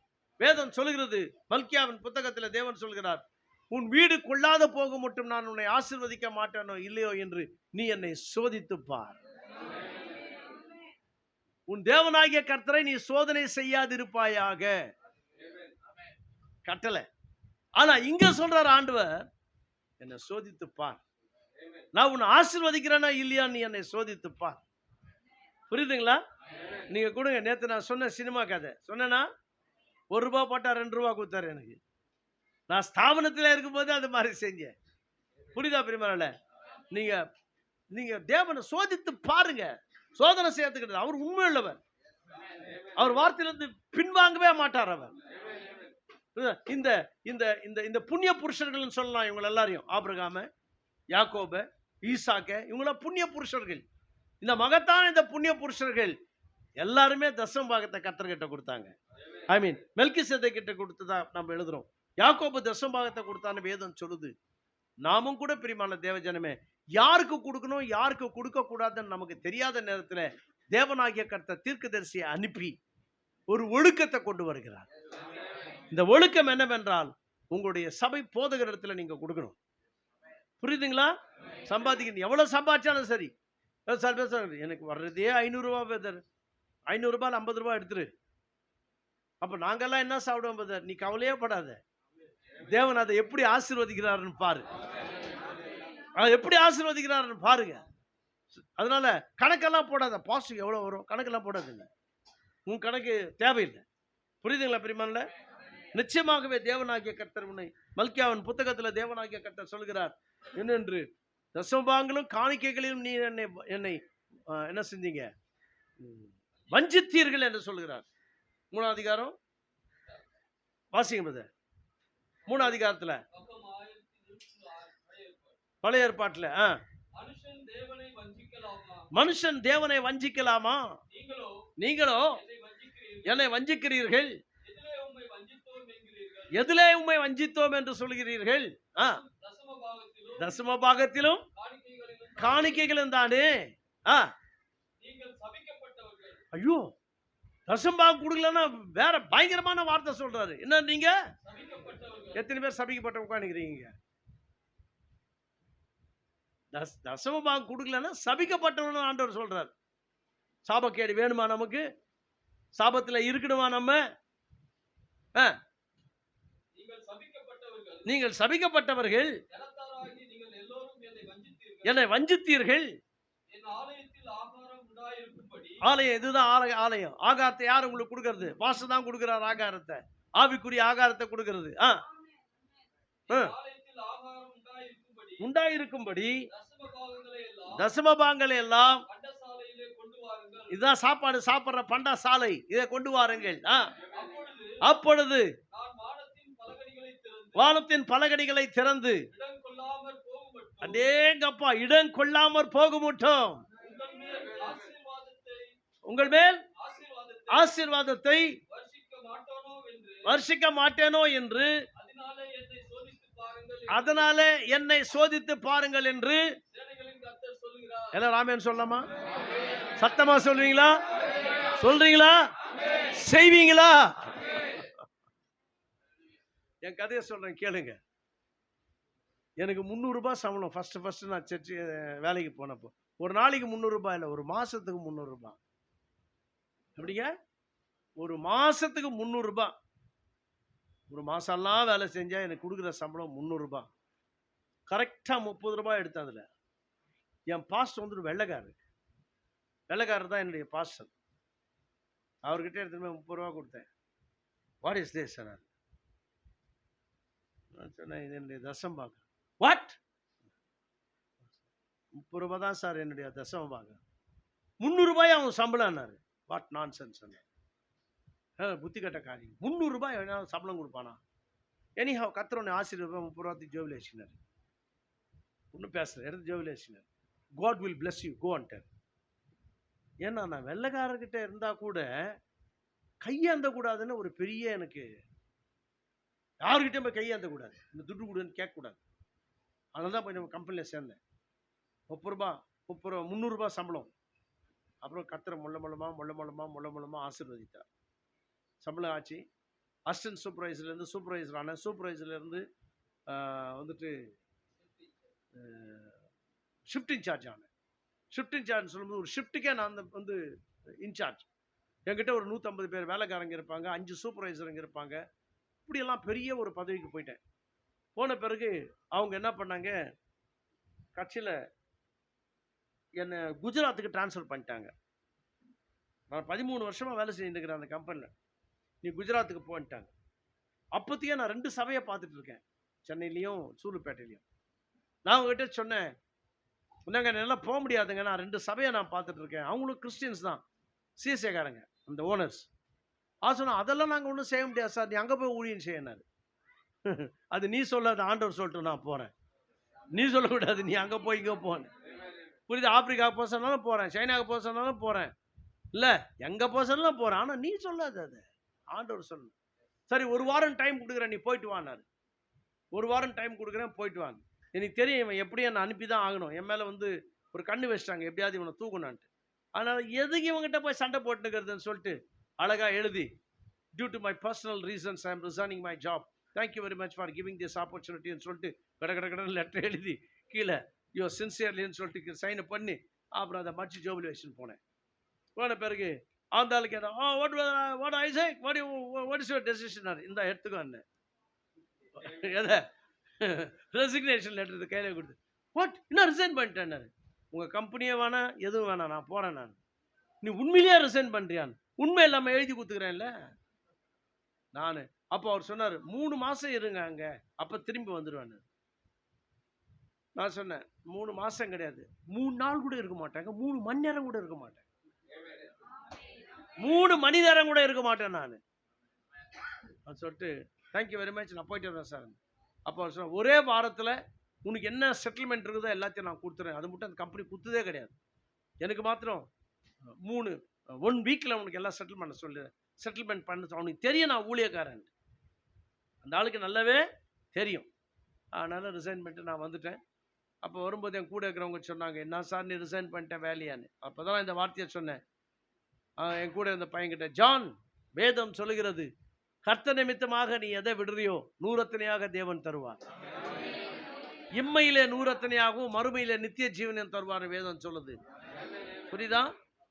நான் சார், நீ அந்த பையன் அவன் நம்பல, அவன் சிஎஸ்ஏக்காரன். நம்ப கட்டி போடான்னு சொல்லிட்டு போயிட்டு வரேன் பாபாயின்னு சொல்லிட்டு அப்போ நான் வந்துட்டேன். பிரியமானவர்களே, கொஞ்ச நாட்கள் ஆன பிறகு, கொஞ்ச நாட்கள்லயே எனக்கு அப்போ 30 பேர் தான் சர்ச்சில் இருந்தவங்க. எவ்வளோ பேர்? 30 பேர். இந்த 30 பேர் 60 ஆனாங்க, 60 120 ஆனாங்க, 120 240 ஆனாங்க, 240 அப்படியே டபுள் டபுள் டபுள் டபுளா தேவன் பெருசாக்கினார். புரியுதுங்களா பிரியமானவர்களே? அப்புறம் ஒரு நாள் உட்கார்ந்து எவ்வளவுதான் கர்த்தர் எனக்கு கொடுக்குறாரு கணக்கு போட்டு போலான்னு போட்டா 150 மடங்கு கொடுத்துருக்கார் தேவன் எனக்கு. 150 சம்பளம் கொடுத்தார் கர்த்தர். புரியுதுங்களா பிரியமானவர்களே? தேவன் ஒரு காரியத்தை சொன்னால் அதை அவர் நிரூபிப்பார். அந்த செய்தியை வாசிங்க. God will prove his word.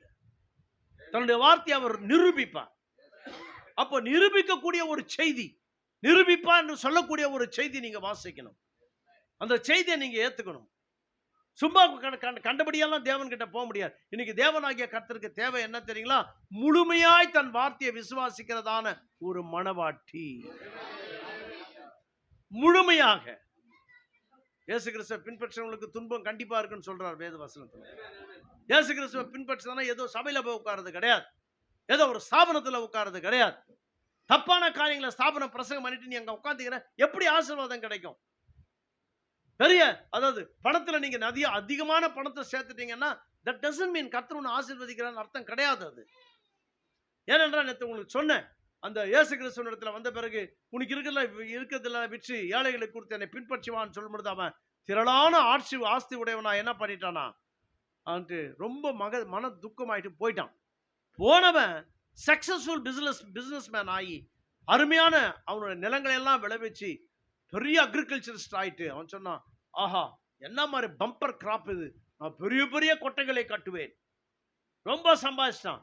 ஆனா கட்சியில் என்ன சொல்றான், என் ஆத்துமாவே நீ என்ன புசித்து குடித்து சந்தோஷமாயிரு. கர்த்தர் சொல்றாரு, பாவி இந்த ராத்திரில நீ சாவு போடுற சொன்னாரா? அந்த ராத்திரில ஹார்ட் அட்டாக் வந்து செத்துட்டான். அவன் சொன்னான், நீ புசித்து குடித்து சந்தோஷமாயிரு. பிரியமானவர்களே, உன்னுடைய ட்ரூ சாட்டிஸ்ஃபேக்ஷன் பணத்துல கிடையாது. நீங்க பணம் சம்பாதிக்க கூடாதுன்னு நான் சொல்ல வரல. If you are a businessman, do truthful business. நல்ல பிசினஸ் செய், சம்பாதி. உன்னை அந்த வேலைக்கு வச்சிருக்காரு கர்த்தர். ஆனா பிசினஸ் மேனா இருந்துட்டு ஊழியம் செய்யாத, பிசினஸ் மேனா இருந்து ப்ரீச் பண்ணாத. பிசினஸ்ல நிறைய ஒயிட் லைஸ் இருக்கு, வெள்ளை பொய் அதிகமா இருக்கும். இருக்குமா இருக்காதா? வெள்ளை பொய் சொல்றாரு திருக்கதர்சி. வெள்ளை பொய் நிறைய இருக்கும். சும்மா நேரம் சொல்லுவோம் டக்குன்னு, அதாவது வெள்ளை பொய்னா இன்னொருத்தருக்கு ஹர்ட் பண்ணாது, அது இன்னொருத்தரை எந்த வகையிலையும் புண்படுத்தாது. இப்போ நம்ம ஆளுங்க சொல்லுவாங்க, ஏங்க சர்ச்சுக்கு இவ்வளோ லேட்டாக வந்தீங்கன்னா, டக்குன்னு என்ன சொல்லுவாங்கன்னா, பஸ்ஸு பஞ்சர் ஆயிடுச்சு. பஸ்ஸு பஞ்சர் ஆயிடுச்சு. இவங்க வர்ற ரூட்ல பஸ்ஸே இருக்காது. எங்க சென்னையில் நான் சொல்லுவேன் என்னன்னு, ஏங்க லேட்டுன்னு, ட்ரெயின் பஞ்சர் ஆயிடுச்சு பதில். ட்ரெயின் பஞ்சர் ஆயிடுச்சா? அப்புறம் யார் எடுத்துட்டு வந்து போய் அந்த வீலுக்கு வந்துட்டு நீங்க பஞ்சர் போட்டீங்கன்னு யாரும் சொல்ல மாட்டாங்க. நான் சொல்றது அது மாதிரி, இது மாதிரிலாம் பொய்யெல்லாம் சொல்லாதீங்க, ட்ரெயின் பஞ்சர் ஆயிடுச்சு. அப்புறம் இவங்க என்ன சொல்றாங்கன்னு, ஏரோப்ளைன்ல பெட்ரோல் ஆயிடுச்சு பதர், அதனால தான் லேட் ஆனுவாங்க. ஏரோப்ளைன்ல பெட்ரோல் ஆயிடுச்சு. அப்போ எங்கடா ஏத்துனா? மேலேயே ஒரு என்னது ஃபில்லிங் ஸ்டேஷன் மேலேயே இருந்தது, அங்கே ஏரோப்ளைன் நிறுத்தி அங்கே நாங்கள் ஏற்ற. இப்படியெல்லாம் போய் சொல்கிறீங்களே யாரு? யூசி, லேட்டுன்னா லேட், அவள் தான். எதுக்கு லேட்டு? லேட் ஆயிடுச்சு நாங்கள் நீ சொல்கிறது லேட் ஆயிடுச்சுன்னு சொல்லாது. எதுக்கு லேட்டு? காலைல ஏஞ்சிது லேட்டு, காலைல ஏஞ்சிது லேட்டு. அதுக்கப்புறம் கறி குழம்பு சேர்ந்து தோசை சுட்டு தின்னுட்டு தான் வரோம் நாங்கள். லேட் ஆகாம என்ன ஆகும்? லேட் ஆகாம என்ன ஆகும்னு கேட்குறேன். சர்ச்சுக்கு வந்த பிறகு என்ன செய்வாங்க? தின்னது என்ன ஆகும்? தின்ன பிறகு நல்லா தூக்கம் வரும். நீ ஃபுல்லாக சாப்பிட்டு வாங்க, தூக்கம் வருதா இல்லையா பாருங்க. அதனால தான் மிதமாக சாப்பிட்டோன்னு, 2 இட்லி சாப்பிட்டு போதும், செத்து போக மாட்டேன். புரியுதா இல்லையாங்க? 2 இட்லி நான் சாப்பிட்டு செத்தா போயிடுவேன். ஆப்பிரிக்கா பாஸ்டர்ஸ் காலையில் பிரசங்கம் பண்ண வந்தாங்கன்னா சாப்பிடவே மாட்டாங்க காலையில். ரொம்ப அப்ரிஷியேட் பண்ணுவேன். ஆனா ஒரு இடத்துல தீர்க்கதரிசி சொல்றார், டேக் a little food என்றார். கொஞ்சமா சாப்பிடுங்க. நான் அதை ஃபாலோ பண்றேன். சொல்லி இன்னைக்கு ஏகப்பட்ட இன்னைக்கு 4 இட்லி 4 வடை உள்ள புடிச்சு வந்தார் நம்ம பிரதர். அவ்வளவு தேவையில்லை. சரி, இதெல்லாமே நம்ம கத்துக்கொள்ள வேண்டியதான என்னது முறைமைகள். ஆமா, ஆகினால சொல்றேன் பிரியமானவர்களே, தேவனாகிய கர்த்தர் தன் வார்த்தையில சொன்ன காரியத்தை கண்டிப்பாக செய்தே தீருவார். இந்த சபையினுடைய மெம்பர்ஸ், நான் மற்றவங்களுக்கு நான் பேசல, இந்த சபையினுடைய மெம்பர்ஸ், நீ என்ன, நீ ஆட்டோ ஓட்டுறியா, இல்ல கடை வச்சுன்னு இருக்கியா, இல்ல வேலை செய்யறியா, நீ காடா இருக்கிறியா, நீ என்னன்னா பண்ணு, இல்லைன்னா நீ ஒரு கன்ஸ்ட்ரக்ஷன்ல இருக்கிறியா, கரெக்டா கணக்கு போடு, உன்னுடைய லாபம் எவ்வளவுன்னு பாரு, 10வது பாகத்தை எடு. சில பேர் என்ன சொல்லுவாங்கன்னா 10வது பாகத்தை எடுத்து தசமாக கரெக்டா எடுத்துருவாரு, அதுல விடோக்கு கொஞ்சம் கொடுப்பாரு. அவன் ஏழை பிரதர், உன்னை விடோவுக்கு யார் கொடுக்க சொன்னான்? அவன் சொல்ற, அவன் குருடன் பிரதர், அவன் யாரு, ஒரு ஏழை, அவனுக்கு கொடுத்தாங்க. இப்ப இதுக்கு ஒரு கதை சொல்றார் தீர்க்கதரிசி. என்னன்னு, ஒருத்தனை அவர்கிட்ட இருக்கிற ஒரு ஆளை கூப்பிட்டு, தம்பி இந்தாப்பா நீ எடுத்துட்டு போயிட்டு ஒரு பிரெட் வாங்கினுவான்னு சொல்லி அனுப்புறாராம். எங்கேக்கு? பிரெட்னா என்னது? பிரெட்னா தெரியுது இல்ல, ரொட்டி. வாங்க சொல்லி அனுப்புறாரு. இவன் என்ன பண்றான், எவ்வளோ காசு, 20 25 ரூபாயோ 50 ரூபாயோ, அது எடுத்துன்னு போறான். எடுத்துட்டு போகும்போது அவங்க ஒரு பிச்சைக்காரன் உட்காந்துக்கிறான். ஐயோ பாவம் பிச்சைக்காரன், இதுல இருந்து 5 ரூபா தூக்கி அதுல போடுறான். இன்னொரு இடத்துக்கு போறான், ஒரு ஏழை உட்காந்துக்குது, ஒரு பொம்பளை உட்காந்துக்குது, லேடி. அது என்ன சொல்றான், இன்னொரு 5 ரூபா தூக்கி போட்டான். போட்டு கடைக்கு பேக்கரிக்கு போறான். எவ்வளோங்க ரொட்டி எவ்வளோங்க? அவர் சொன்னது 55 ரூபா, 50 ரூபான்னு சொல்றாரு. அவர் கொடுத்தது 50 ரூபா, இந்த 50 ரூபாயில் 5 ரூபாய் ஏழைங்களுக்கு கொடுத்துட்டாரு. இப்போ 40 ரூபா தான் இருக்குது. பிரெட்டு வாங்க முடியல. திரும்பி வர்றார் நேரம். அண்ணே நீங்கள் 50 ரூபா கொடுத்தீங்களே, போகும்போது ஒரு ஏழை உட்காந்துருந்தான் குருடன், அவனுக்கு ஒரு 5 ரூபா கொடுத்துட்டேன். ஒரு பாட்டி உட்காந்து அந்த ஆளுக்கு, அந்த அம்மாவுக்கு 5 ரூபா கொடுத்துட்டேன். இப்போ 10 ரூபா ஷார்ட்டுண்ணே. நான் அங்கே போய் கேட்டேன், ஏய் என்னாச்சு அது? ஓ காற்றுல ஆடுதான்னு கொஞ்சம் கீழே இறக்கணும்பா. சரி ஒன்றா அவளை விடுங்க. அது மேலே ஆனதுனால அது ரெக்க பாவம்.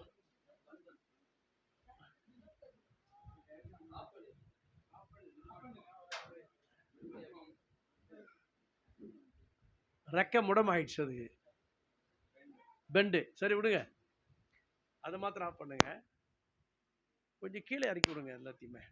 சரி விடுங்க, ரைட்டு, இதெல்லாம் நடக்கும்.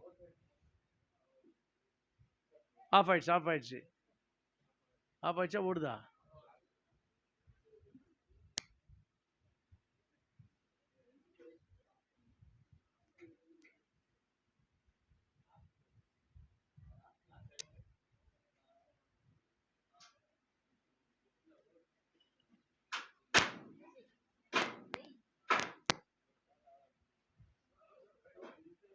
ஆஃப் பண்ணுங்க.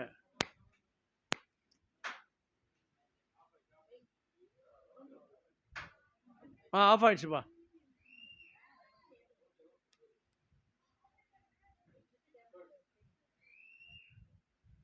விட்டுருங்க. ஆல்ரைட். இப்போ நீங்கள் ஒன்று செய்யணும் வாலி பசங்களுக்கு, புரியுதா? எந்தெந்த ஃபேனு எதுன்னு சொல்லி F1 F2 F3ன்னு எழுதணும். அது மேலே, எது மேலே? அந்த சுவிட்ச் மேலே, ஃபேனு மேலேயும் எழுதணும் இது F1. இப்போ புதுசாக வர்றவங்களுக்கு தெரியாது, இல்லை அதை பழக்கம் இல்லாதவங்களுக்கு அதை வந்து ஆப்ரேட் பண்ண தெரியும். அதெல்லாம் எழுதி வைக்கணும் பர்மனன்ட் மார்க்கரில் மேலே எழுதி வச்சிங்கன்னா என்ன, அது ஃபாஸ்டே செஞ்சு பாருது. அவர் வேலை கிடையாது, உங்கள் வேலை அது. சரி, ஆல்ரைட், நம்ம அப்படி போகலாம். ஆகினால் நம்ம பார்க்குறோம் பிரியமான தேவ ஜனமே, தேவனாகிய கர்த்தர் தான் சொன்னதை கண்டிப்பாக செய்கிறவராயிருக்கிறார். நோவாவின் நாட்களில் மழை பெய்யும்னு சொன்னார். 120 வருஷம் ஆன பிறகு நிரூபிச்சிட்டார். மழை பெஞ்சு எல்லாம் செத்தாங்க. ஒரே ஒரு சின்ன குடும்பம் மாத்திரமே ரட்சிக்கப்பட்டது. அதனால ரட்சிப்பினுடைய காரியம் கூட உங்க இஷ்ட பிரகாரமா நீங்க செய்ய முடியாது. ராப்சர்னா எடுத்துக்கொள்ளப்படுதல். எடுத்துக்கொள்ளப்படுதலுக்கு உங்க இஷ்ட பிரகாரமா நம்ம வந்து ராப்சருக்கு என்ன பண்ண முடியாது, ஆயத்தப்பட முடியாது. புரியுதுங்களா? ஆமா. அதுக்கு ஒரு வரைமுறை இருக்கு. அந்த வரைமுறை பிரகாரம் தான் நீங்க போகணும். அதை எப்படி செய்யணும், எவ்விதமாக நம்ம இருக்கணும் பாருங்க. நோவா காலத்துல ஒருவேளை நீங்க பிறந்திருந்தீங்கன்னா என்ன பண்ணியிருப்பீங்க? இங்க இருக்கிறவங்க எல்லாருமே. உங்களை இப்ப நேரா உங்களை நோவா காலத்துக்கு எடுத்துன்னு போயிடுறேன் நானு. சரியா? உங்க இமேஜினரி மைண்ட்ல எடுத்துன்னு போங்க. நீங்க நோவா காலத்துல இருக்கிறீங்க. இதுனா பேட்டை இது? இதுனா ஊரு? ஆ? பிரேம் நகர். பிரேம் நகர்ல இருக்கார் யாரு? நோவா தாத்தா. இந்த பிரேம் நகர்ல தான் பெரிய பேழையை கட்டுறாருன்னு வச்சுக்கலாம். என்ன பேழை? பேழைன்னா போட்டு, நாவா, ஷிப்பு இதெல்லாம் இருக்கட்டும். அது கட்டுறாரு. கட்டும்போது நீங்க ஒருவேளை நோவா கட்டுற இடத்துல இருந்திருந்தா வாட் டெசிஷன் நீங்க எடுத்திருப்பீங்க? யோசனை பண்ணி பாருங்க. ஒரு ஊழியக்கார கூட்டத்தில் நான் பேசினேன். பேசும்போது சும்மா அப்படி எல்லாரும் உட்கார்ந்துட்டு பேசும்போது சொன்னேன், ஏயா நீங்க வந்துட்டு நோவா காலத்துல இருந்திருந்தா உன்னுடைய டெசிஷன் என்னன்னு கேட்டேன் ஊழியக்காரங்கள. ஒருத்தர் சொன்னாரு, முழுகி செத்து இருப்பேன். என்ன சொன்னார் அவரு? முழுகி. ஏன் இப்படி சொல்றேன்னா, யார் சார் நம்பினாங்க அவர் பிரசங்கத்தை? அப்ப நான் மாத்திரம் எப்படி நம்பி இருப்பேன்? நீ ஊழியக்காரன் தானே? ஏன்னா நான் ஊழியக்காரன் தான், ஆனா முழுகி செத்து இருப்பேன். கரெக்டா சொன்னார் அவர். இப்ப நான் சொல்றேன் உங்களுக்கு, அதே மாதிரிதான் நோவின் நாட்களில் நடந்தது போல ஆண்டவர் சொன்னா, நோவின் நாட்கள் அனுப்புற மாதிரி ஒரு தீர்க்கதரிசியை தேவன் அனுப்பணும். ஒரு சத்தியமான ஒரு செய்தியை தேவன் அனுப்பணும். தண்ணிக்கு முன்னால தேவன் ஒரு செய்தி அனுப்புனா, நெருப்புக்கு முன்னால ஒரு செய்தியை தேவன் அனுப்பி இருக்கிறார். புரியுதுங்களா? அது தண்ணி கொட்டுறதுக்கு முன்பால ஒரு செய்தி, அதே மாதிரி நெருப்பு கீழே விடுறதுக்கு முன்பாக ஒரு செய்தி. பிரிப்பரேஷன், ஆயத்தப்படுத்துதல். அந்த ஆயத்தப்படுத்துதலுக்கு ஏத்த மாதிரி ஒரு அவங்களை காப்பாத்துறதுக்காக தேவனாகிய கர்த்தர் ஒரு பேழையை கட்டினார். ஊர்ல இருக்கிறவெல்லாம் பேழை கட்டினா அந்த பேழை நிக்காது. இது ஸ்பெஷலான பேழை. புரியுதுங்களா? எப்படி கட்டணும், எந்த மரத்தை வச்சு கட்டணும், எப்படி அதை அறுக்கணும், எப்படி அதை காய வைக்கணும், அதுக்கு எப்படி கீழ் பூசணும், ரோசின் அது எப்படி தயாரிக்கணும், அதை எப்படி அதுல பூசணும், எந்த வகையான மரத்தை எடுக்கணும், எல்லாமே தேவனாகிய கர்த்தர் நோவாக்கு தேவனாகிய கர்த்தர் அவனுக்கு கத்து கொடுத்தார். அப்படித்தான் பெருமான்ல ஊர்ல இருக்கிற எல்லா பிஷப்பும் தலைவர்களும் பாஸ்டர்களும் அவங்களும் இவங்க எல்லாம் எடுத்துக்கொள்ளப்படுதலுக்கு தகுதி இல்லாதவர்கள். புரியுதுங்களா? இவங்களால பிரசங்கம் பண்ண முடியாது. இவங்களால எடுத்துக்கொள்ளப்படுதலுடைய விசுவாசத்தை கொண்டு வர முடியாது. இவங்களால இது ஃபெயில்டு கேண்டிடேட். இது ஃபெயில் ஆனவங்க எப்படிங்க வந்துட்டு நீட் பரீட்சைக்கு உனக்கு டியூஷன் எடுக்க முடியும்? புரியுதுங்களா? நான் தப்பா எடுக்காதீங்க, நான் இதை சொல்றேன்ட்டு. ஏங்க இவ்வளவு வெறுப்பா பேசுறேன்? வெறுப்பு கிடையாது, இது வெறுப்பு கிடையாது. நான் சொன்னேன், நீங்க நோவா காலத்துல இருந்திருந்தா உங்களுடைய பக்தி போதுமா? எனக்கு பக்தி இருக்குது பதே, நான் ஏன் நோவா கிட்ட போகணும்? நான் ஏன் அவர் பேழையில் எழுந்திருக்கணும்? நான் ஏன் அவர் பேழைக்குள்ள பிரவேசிக்கணும்? எங்களுக்கு சர்ச் இருக்குது, எங்களுக்கு பாஸ்டர் இருக்கிறாரு, நாங்கள் எங்களுக்கு போதிக்கிறாங்க, நாங்கள் உபவாச மீட்டிங் செய்கிறோம், ஆல் நைட் ப்ரேயர் மீட்டிங் செய்கிறோம். அது உங்களை காப்பாற்றுமா? நீங்கள் எத்தனை உபவாச மீட்டிங்னா செய்யுங்க, எத்தனை ஆல் நைட் ப்ரேயர்னா செய்யுங்க, எப்பேற்பட்ட கூட்டங்களாம் நடத்துங்க. புரியுதுங்களா? நீ எந்த உபவாசம் செய்யாம எந்த கூட்டத்துக்கும் போகாம நேரா போய் பேழைக்குள்ள உட்காந்துட்டு நீ பொழைப்ப. பேழைக்குள்ள போய் உட்காந்துட்டேன்னா போதும், அதுதான் நீதி. நீதி என்ன? வார்த்தையை செய்வதுதான் நீதி. ரைட்டுங்களா? என்னால ஏற்றுக்கொள்ள முடியல பிரதர். இப்போ ஏத்துக்கிற மாதிரி பேசுறேன், கேக்குறீங்களா? தூங்குறவங்க கை தூக்கும் பார்க்கலாம்.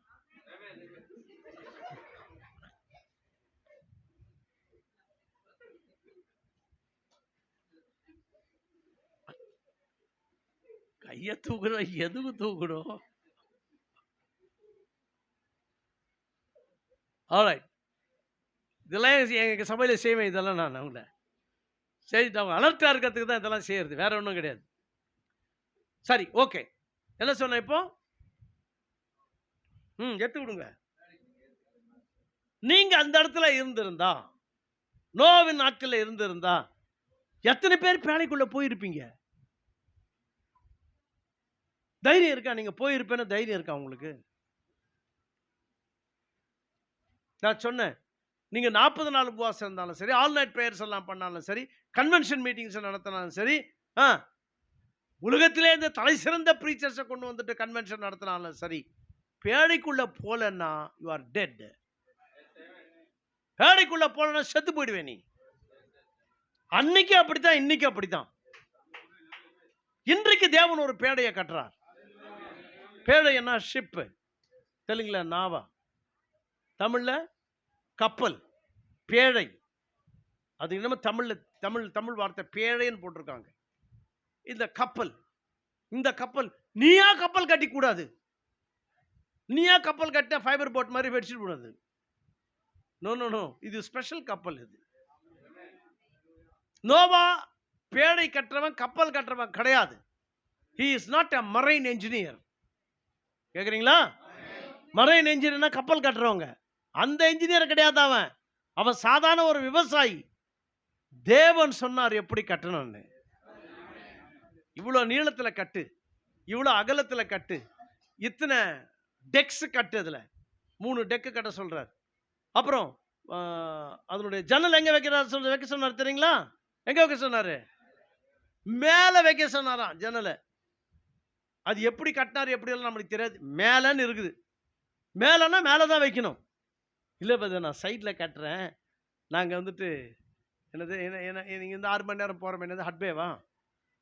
அப்படி நாங்கள் அப்படியே பார்த்துக்கிட்டே போகிறோம். பக்கத்தில்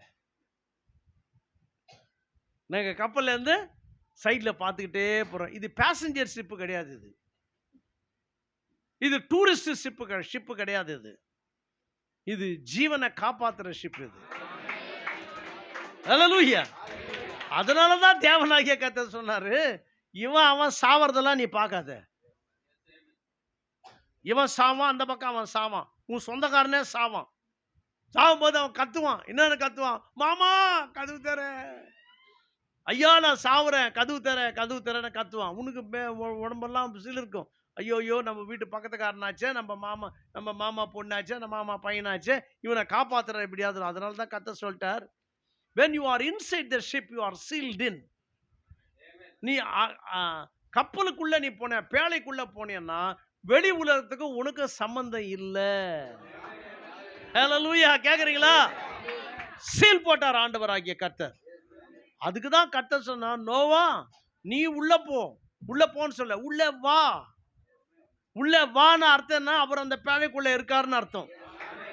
ஹல்லேலூயா. பேழைக்குள்ள அவர் இருக்கார். அப்பதான் உள்ள வான்னு சொல்ல முடியும். உள்ளே போனா வெளியேந்து சொல்ற கதை. தேவன் வெளியில இல்ல. ஆங்கிலத்தில் ரொம்ப தெளிவா இருக்க, கம் thou நோவா. எப்படி? Come thou Noah. உள்ளே வா நோவா. ஏன்னா நான் உள்ளே இருக்கேன். தேவன் எப்பொழுதுமே வார்த்தையில இருப்பார். வார்த்தையில அவர் இருப்பார். வார்த்தையில அவர் இருக்கும் பொழுதுதான் வார்த்தைக்குள்ளே இருந்து தேவன் கூப்பிடுகிறார், வா.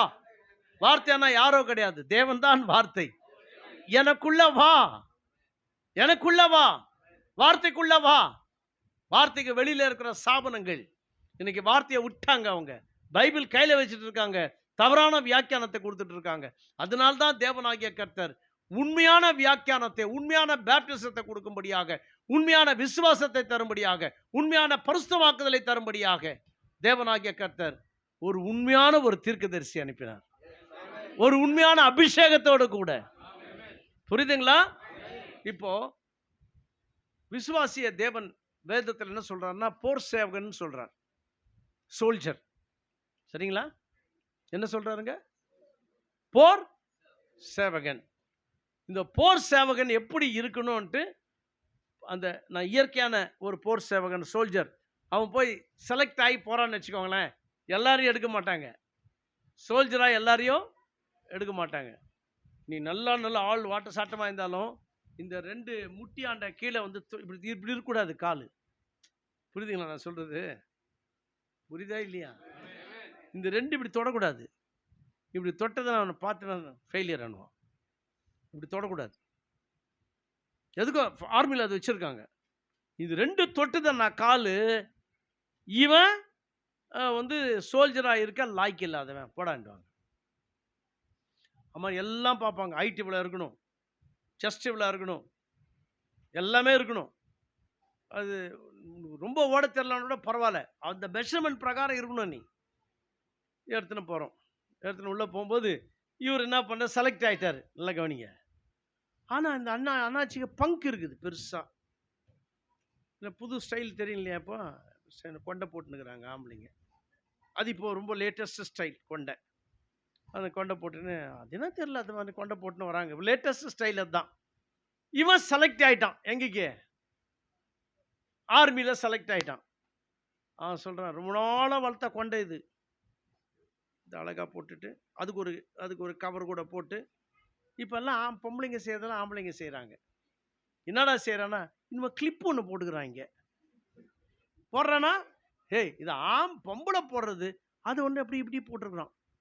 நான் நினச்சேன் ஆம்பளையா பொம்பளையான்னு தெரியலன்னு நினச்சேன். நான் ஒரு சபைக்கு வர்ற ஆள் நின்றுட்டான், சர்ச்சுக்கு வராமல் அந்த கிளிப்பு போட்டுட்டு என் எதிரில் வந்தான்.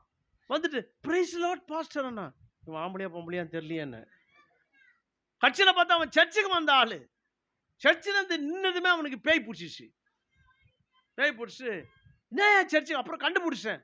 ஓஹோ, இவன் பல நாள் ஏன்டா சர்ச்சுக்கு வரலாம்? வரணும் சார், வர சீக்கிரமா, செத்து பண்ண பிறகு வாப்போன்னு.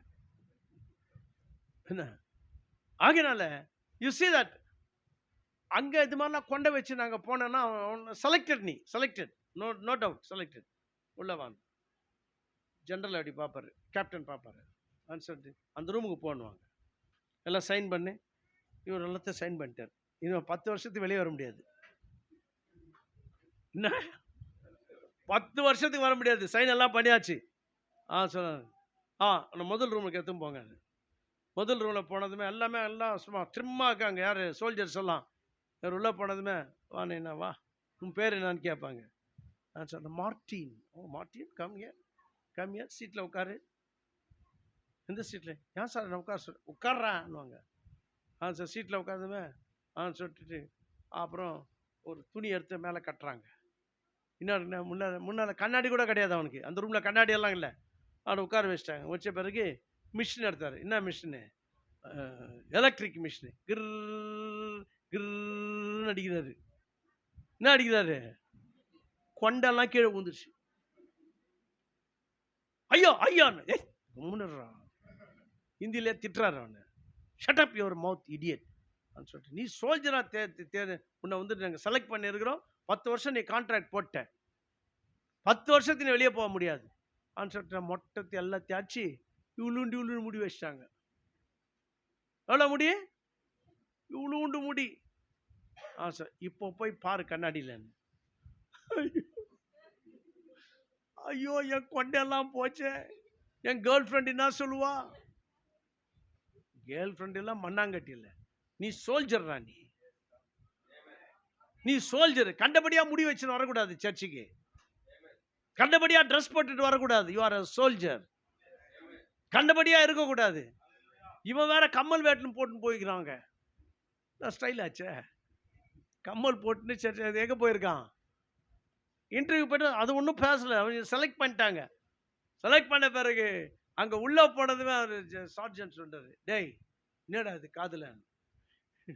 ஸ்டட்டு சார், ஸ்டட்டு விட்டா நான் எறாத சொல்லிட்டு, சார் எல்லாம் மோர் இல்லை எறாத. அதை கழட்டி எடுத்துடுறான். எடுத்த பிறகு சார் எங்கள் வீட்டில் கொடு, குமுதலில் போடாத போடுறாரு.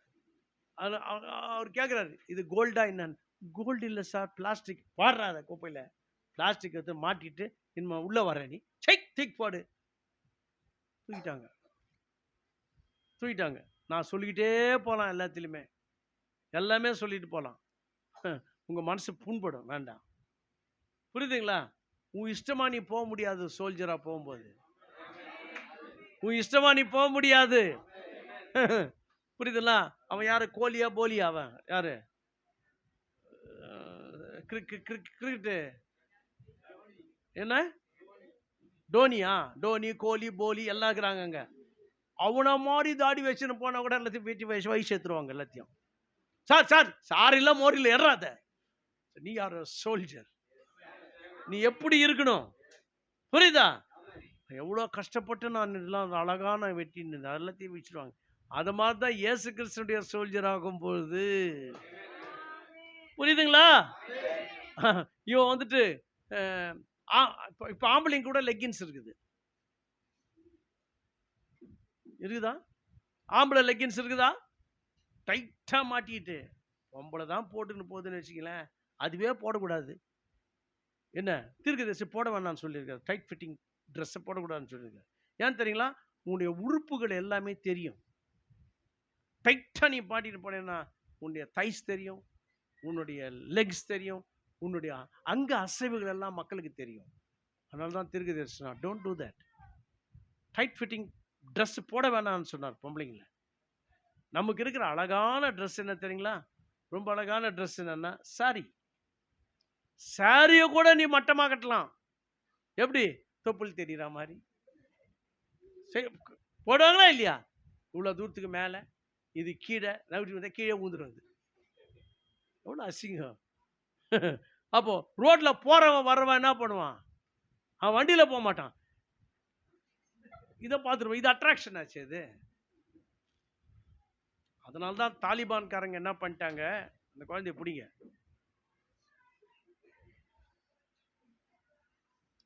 தாலிபான்ல என்ன சொன்னாங்கன்னா காலு கூட தெரியக்கூடாது. ஒரு வகையில் நான் அவனை பாராட்டுறேன். தாலிபானை எதுவுமே தெரியக்கூடாது. புர்கா கூட போட்டுறான்ட்டான். கண்ணு தான் தெரியணும்ட்டான். ஏன்னா இன்னொருத்தன் பார்த்து உன்னை இச்சிப்பான். அது ரொம்ப டூ மச். அது வேணாம் நமக்கு. நீங்க தாலிபான் மாதிரி ட்ரெஸ் பண்ணாதீங்க. ஒழுங்கா பண்ணுங்க, ஒழுங்கா பண்ணுங்க. தீர்க்கதரிசி தன்னுடைய நாட்டில் எப்படி சொல்லி கொடுத்தாருன்னா நீட்டான அழகான முட்டிக்கால் கீழே மட்டும் போட சொன்னார். அது அவங்க நாடு. அது நீங்க அழகா போட்டுக்கிறீங்க. எல்லாமே சொல்லி கொடுத்தார் தீர்க்கதரிசி. நீ எப்படி இருக்கணும் தீர்க்கதரிசி சொல்லி கொடுத்தாருன்னா தீர்க்கதரிசிக்குள்ளாக இருந்து தேவனாகிய கர்த்தர் நல்லா கவனிங்க, அவருக்கு பிரியமானதை தான் தேவன் சொன்னார். அவருக்கு பிரியமானதை தேவன் சொல்வதற்கு ஒரு மைக்கு தேவை. அந்த மைக்கு தான் தீர்க்கதரிசி. இந்த மைக்கை நான் தூரமா வந்துட்டேன்னா இதுவா பேசாது. அது பேசாது. பேசுமா? இது பேசாது. அதுக்கு பின்னால ஒரு குரல் இருக்கணும். என்னுடைய குரல் அது என்ன பண்ணும்? மேக்னிஃபை பண்ணி உனக்கு கொடுக்கும். அதை தான் தீர்க்கதரிசி என்றவன். தேவ சிந்தையை உன்னோடு கூட பேசுகிறவன். அதனால்தான் மக்களுக்கு பிடிக்காது தீர்க்கதரிசிகளை. தீர்க்கதரிசி என்னது இருக்கிற மாதிரி உள்ளதை உள்ள மாதிரி பேசுகிறவன். தேவன் என்ன சொல்றாரோ அது அப்படியே சொல்லுவான். அவன் அவனுடைய முகம் கூட தேவனுடைய ஃபீலிங்ஸ் அவன் முகத்துல காண்பிப்பான். இப்போ எல்லாரும் தீர்க்கதரிசி ஆக முடியாது. எல்லாரும் தீர்க்கதரிசி ஆக முடியாது. தீர்க்கதரிசி கிட்ட ஒரு காரியத்தை சொன்னா சொல்றான், உங்ககிட்ட போய் சொல்லு, உங்ககிட்ட என்ன மாதிரி பண்ணா பாரு, அப்படி பண்ணா எப்படி பண்ணான்னு கோபத்தோட இவர் சொல்றாருன்னு வச்சுக்கோங்களேன். இப்ப நடுவில் மீடியேட்டர் போறாரு சொல்றதுக்கு. அந்த மீடியேட்டர் போய் சொல்ல வேண்டிய ஆளுகிட்ட போய் அவங்ககிட்ட போய் இப்படி சொல்றான்னு வச்சுக்கோங்க, ஏன்பா இப்படி நீ செய்யலாமா, அப்படி பேசக்கூடாது இல்லை, அப்படி நீ செய்யக்கூடாது இல்லை, எஜமானனுக்கு கோபமா இருக்கு அப்படி சொன்னா எப்படி இருக்காது?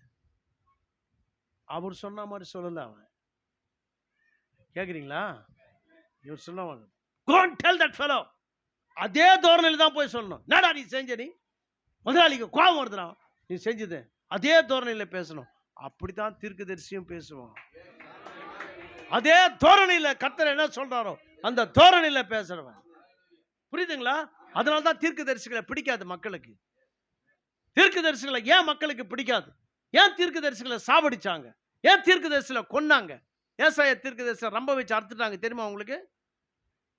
எரேமியா தீர்க்கதரிசியை குளத்துல தூக்கி போட்டு அவனையும் சாவடிச்சிட்டாங்க. எசேக்கியேல் தீர்க்கதரிசியை சாவடிச்சாங்க. எல்லா தீர்க்கதரிசிகளும் கொண்டு போட்டாங்க. ஏன் கொண்டு போட்டாங்க பிரியமானவர்களே? தேவன் சொன்னது அப்படியே சொன்னாங்க. அவங்க தீர்க்கதரிசிகளை அடிச்சாங்க. ஆமா, அதனால்தான் நம்ம தீர்க்கதரிசியும் இந்த பொல்லாத ஸ்தாபனங்கள் கண்டபடியா பேசினாங்க, கண்டபடியா திட்டினாங்க. இன்னைக்கும் திட்டிட்டு இருக்காங்க. என்னன்னு? அந்த கிறிஸ்து, அந்த கிறிஸ்து, அந்த கிறிஸ்து. யார் அந்த கிறிஸ்து? யார் பொய்யான கிறிஸ்து? யார் கள்ள தீர்க்கதரிசி? பிரியமான தேவஜனமே, நமக்கு தெரியல நம்ம எப்படி ஆயத்தப்படணும், தேவனுக்கு எப்படி பிரியமா இருக்கணும் தெரியல. சும்மா இல்லைங்க. நம்முடைய தீர்க்கதரிசியை பற்றி நான் ரொம்ப பேசுறேன்னா உங்க உள்ளத்துல அது பதினன்றதுக்காக நான் பேசுறேன் இந்த காரியத்தை. புரியுதுங்களா? அவருக்குன்னு தேவன் ஒரு குகையை ஆயத்தம் பண்ணியிருந்தார். அந்த குகைக்குள்ள போயிட்டாருன்னா 3 நாள் வெளியே வர மாட்டார். வருவார். அது ஒரு சின்ன காடு. அந்த காட்டுல போய் ஜெபம் பண்ணுவார். ஜெபம் பண்ணி ஜெபம் பண்ணி ஜெபம் பண்ணி இரவில் 3 மணி அந்த நேரத்தில் தேவதூதன் வருவார் அவர்கிட்ட. அங்கே ஒரு பெட் மாதிரி ஒரு, நீங்கள் பார்த்தீங்களா அந்த குகையை பார்த்தீங்களா? நெட்டில் இருக்குது, போய் பாட்டு பாருங்கள். வில்லியம் பிரானம் கேவ்னு போட்டிங்கன்னா வரும். அந்த அந்த அந்த அங்கே வந்து ராக் பெட் இருக்குது. ராக்கில் செஞ்ச ஒரு இயற்கையாகவே ஒரு ஒரு ஒரு கட்டில் மாதிரி இருக்கும். அந்த கட்டிலான ஒரு திண்ணை மாதிரி. அங்கே உட்காந்து தேவதூதன் வந்து பேசுவார் அவர் கூட. நம்ம காலத்தில் பழைய ஏற்பாட்டு நாட்கள் இந்த ஒரு தீர்க்கதரிசியை போல ஒரு தீர்க்கதரிசி தேவன் நமக்கு அனுப்பினார். எலியாவின் புத்தகம், எலியா தீர்க்கதரிசி, மல்கியாவின் புத்தகம் 4ஆம் அதிகாரம் கடைசி 2 வசனங்களை வாசிங்க.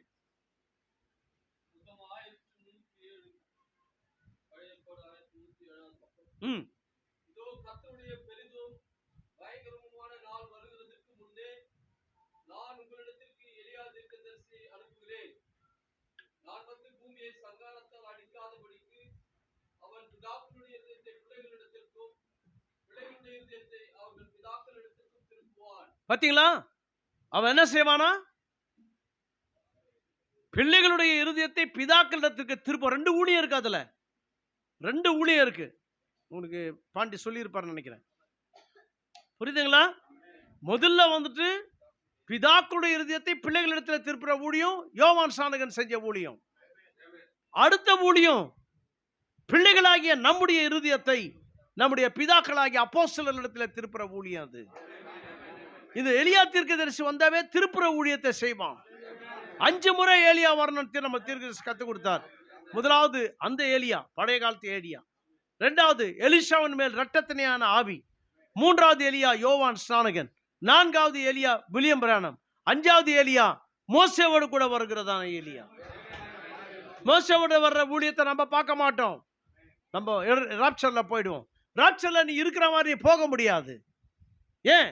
கடுகு விதை விசுவாசத்தோடு கூட இந்த மரத்தை பார்த்து நீ போய் பேர்ந்து சமுத்திரத்தை எப்படி என்று சொல்லி ஆகுன்னு கர்த்தர் சொல்றார். செஞ்சவங்க யாரு? இந்த 2000 வருஷத்துல யாருமே செய்யல. பிரியமானவர்களே, மனவாட்டியை செய்யாம இருக்க முடியாது. மனவாட்டினுடைய ஜீவியம் எப்படி இருக்கணும்? அதனால்தான் மொள்ளமா விழுந்து போன சபையை, விழுந்து போன தாவீதின் கூடாரத்தை தேவன் எழுப்பி கட்டுகிறவராயிருக்கிறார். ஆமா பிரியமானவர்களே, சாயங்காலத்தில் இன்னொரு பாட்டு நான் எடுத்து பேசுறேன் நான் உங்களோடு கூட. ஆகினால நம்ம கேட்குறீங்களா? நீங்க பிகினர்ஸா இருக்கிறீங்க. இப்போ அவ்வளவுதான். ஞானஸ்தானம் எடுத்தவங்க எல்லாமே பிகினர்ஸ். இன்னும் நீங்க வளரவே இல்லை. தேவனுடைய வார்த்தைக்குள்ளாக வளருவீங்க. கொஞ்சம் கொஞ்சமா வளருவீங்க. நீங்க எடுத்ததுமே, அதாவது கர்ப்பிணி பிள்ளை பெறும்போது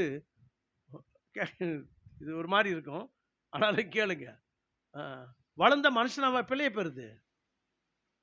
புரியுதா நான் சொல்றது? புரியுதுங்களா? ஏங்க ஒரு 16 வயசு பையனை பெற்றெடுக்க, அது யாரும் அது மாதிரி பெற்றெடுக்க முடியாது. அந்த குழந்தை எப்படி இருக்குன்னா திம்மூண்டா இருக்கும். அது 2 கிலோவோ 2.5 கிலோவோ மேக்சிமம் 3 கிலோ இருக்கும். 4 கிலோ இருந்தால் ரொம்ப கஷ்டம் தாய்க்கு. சில நேரத்தில் 800 கிராம் கூட இருக்கும். உளுண்டு இருக்கும், எலி குஞ்சு மாதிரி சின்னதா இருக்கும் குழந்தை. அங்கிருந்து தான் வளரணும். படிப்படியா வளர்ந்து ரைட்டுங்களா? 18 வயசு வரும்போது ஜம்முன்னு வந்துருவான். அழகா வருவான். அவன் ஜிம்முக்கு போனான்னா அப்படி இருப்பான். அப்படி இருப்பானா? நீ யாரும் ஜிம்முக்கு போனா அது மாதிரி வந்துடும். பாடி கட்டு அதெல்லாம் வரும். அது வந்தாவே கர்வம் கூட வந்துடும். கர்வம் வருமா? கண்டிப்பா வரும். அப்படி போகும்போது அடி போவார். எங்க ரோட்ல பொம்பளைங்க வந்தா இன்னும் ஜாஸ்தி. சரிங்களா? கேள்விங்கிட்ட ஆட்ட மாட்டான். காலேஜ் போற பொண்ணுங்களை பார்த்தான்னா போதும். அது உண்மை. இது அது மாதிரிலாம் ஆட்டின்னு கிட்டின்னு போவார் அவர். சரி, நான் அதை பத்தி சொல்ல. எப்போ மெச்சூரிட்டி ஆவான்? பிறந்த குழந்தை வளரணும். பவுல் சொல்றார், நீங்கெல்லாம் வளர்ந்தவங்களா போதிக்க வேண்டியவங்களா இருக்கிறவங்க, நீங்க என்னன்னா இன்னும் பாலை தான் குடிச்சுக்கிறீங்கன்றார். சொல்றாரா வசனத்துல? இன்னும் பாலை குடிச்சுக்கிறீங்க. நீங்க அமுல் பால் தான் கொடுங்க. இங்க வந்து நல்ல பால் கிடைக்க மாட்டேன். நீங்க எங்க பார்த்தாலும் இந்த பொடி வச்சு அடிச்சு டீ போட்டு கொடுக்குறேன், நல்லவே இல்லை அது. ஏன்னா பால் கிடைக்காதீங்க அப்படின்றாங்க. அது மாதிரி சரி, ஓகே. பிறந்த குழந்தைக்கு 2 வருஷம் 3 வருஷம் ஆனாலும் பாலே கொடுத்துருந்தா அவன் எப்படி இருப்பான்? அவன் நோஞ்ச மாதிரி இருப்பான் அவன். ரைட்டா இல்லையா? குழந்தைக்கு பாலே கொடுத்துதா முடியாது. திடமான ஆகாரம், சாலிட் ஃபுட். இன்றைக்கு நம்ம திடமான ஆகாரத்தை குறித்து வளர்ந்த ஒரு மனவாட்டியாக வளர வேண்டிய ஒரு நேரம் இது. உன்னுடைய சிந்தை கிறிஸ்துவின் சிந்தையா மாறணும். நீ எப்படி இருக்கணும்? பரலோகத்துக்கு போற ஆள் எப்படி இருக்கணும்? தீர்க்கதரிசி ஒரு காரியம் சொல்ற பிரியமானவர்களே, பரலோகத்துல இப்போ நீங்க இருந்தீங்கன்னா எப்படி இருப்பீங்களோ அப்படி பூலோகத்துல இருக்கணும்ன்றார். கேக்குறீங்களா? பரலோகத்துல இருக்கும்போது எப்படி இருப்ப? எப்படி இருப்ப? அப்படித்தான் நீ பூலோகத்துல இருக்கணும். நீ அங்க இருக்கும்போது உலகத்துல இருக்கிற மாதிரி அங்க இருக்க மாட்டேன். உலகத்துல இருக்கிற மாதிரி ட்ரெஸ் பண்ண மாட்டாங்க, இருக்க மாட்டேன். உனக்குள்ள தேவனுடைய ஆவி வரட்டும், பரிசுத்தாவியானவர் வரட்டும். பரிசுத்தாவியானவர் வர்றது மாத்திரம் கிடையாது பிரியமானவர்களே, உனக்குள்ளாக வார்த்தை இருக்கணும். வார்த்தை இருந்து பரிசுத்தாவியை நீ பெறணும். அப்போ அந்த வார்த்தை it will manifest in your life. Manifest என்ற வார்த்தை என்ன தெரியுங்களா? உன்னுடைய சரீரத்துல, உன்னுடைய ஜீவியமாக, உன்னுடைய ஜீவனாக, உன்னுடைய வாழ்க்கையாக அந்த வார்த்தை மாறும் பெரியமா.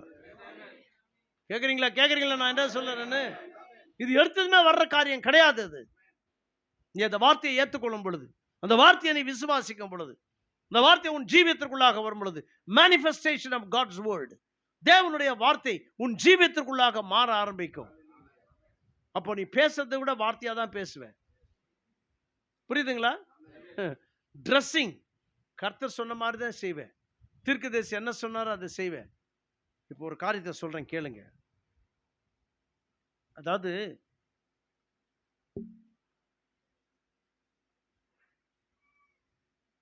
ஆசாரிய கூடாரம், the old tabernacle in the Old Testament, பழைய ஏற்பாட்டில் இருக்கிறதான ஆசாரிய கூடாரம், ஆசரிப்பு கூடாரம். இந்த கூடாரம் 3 பாகங்களை உடையதாக இருந்தது. சரியா? வெளிப்பிரகாரம், பரிசுத்த ஸ்தலம், மகா பரிசுத்த ஸ்தலம். இந்த மகா பரிசுத்த ஸ்தலத்துக்குள்ளாக யாருமே போக முடியாது. பிரதான ஆசாரியன் வருஷத்துக்கு ஒரே தடவை தான் உள்ள போக முடியும். நீங்க பைபிள் படிச்சா உங்களுக்கு தெரியாது. இந்த பிரதான ஆசாரியன் உள்ளே போகணும்னா ரொம்ப பிரிகாஷன்ஸ் எடுக்கணும். சும்மா கடகடன்னு உள்ள போயிட முடியாது. பெரிய திரை போட்டிருக்கும். அந்த திரைக்கு உள்ள the holy of holies சொல்லுவாங்க, மகா பரிசுத்த ஸ்தலத்துக்குள்ளாக, அதி பரிசுத்த ஸ்தலம். அது உள்ள நீங்க பாத்தீங்கன்னா அங்க என்ன இருக்குன்னா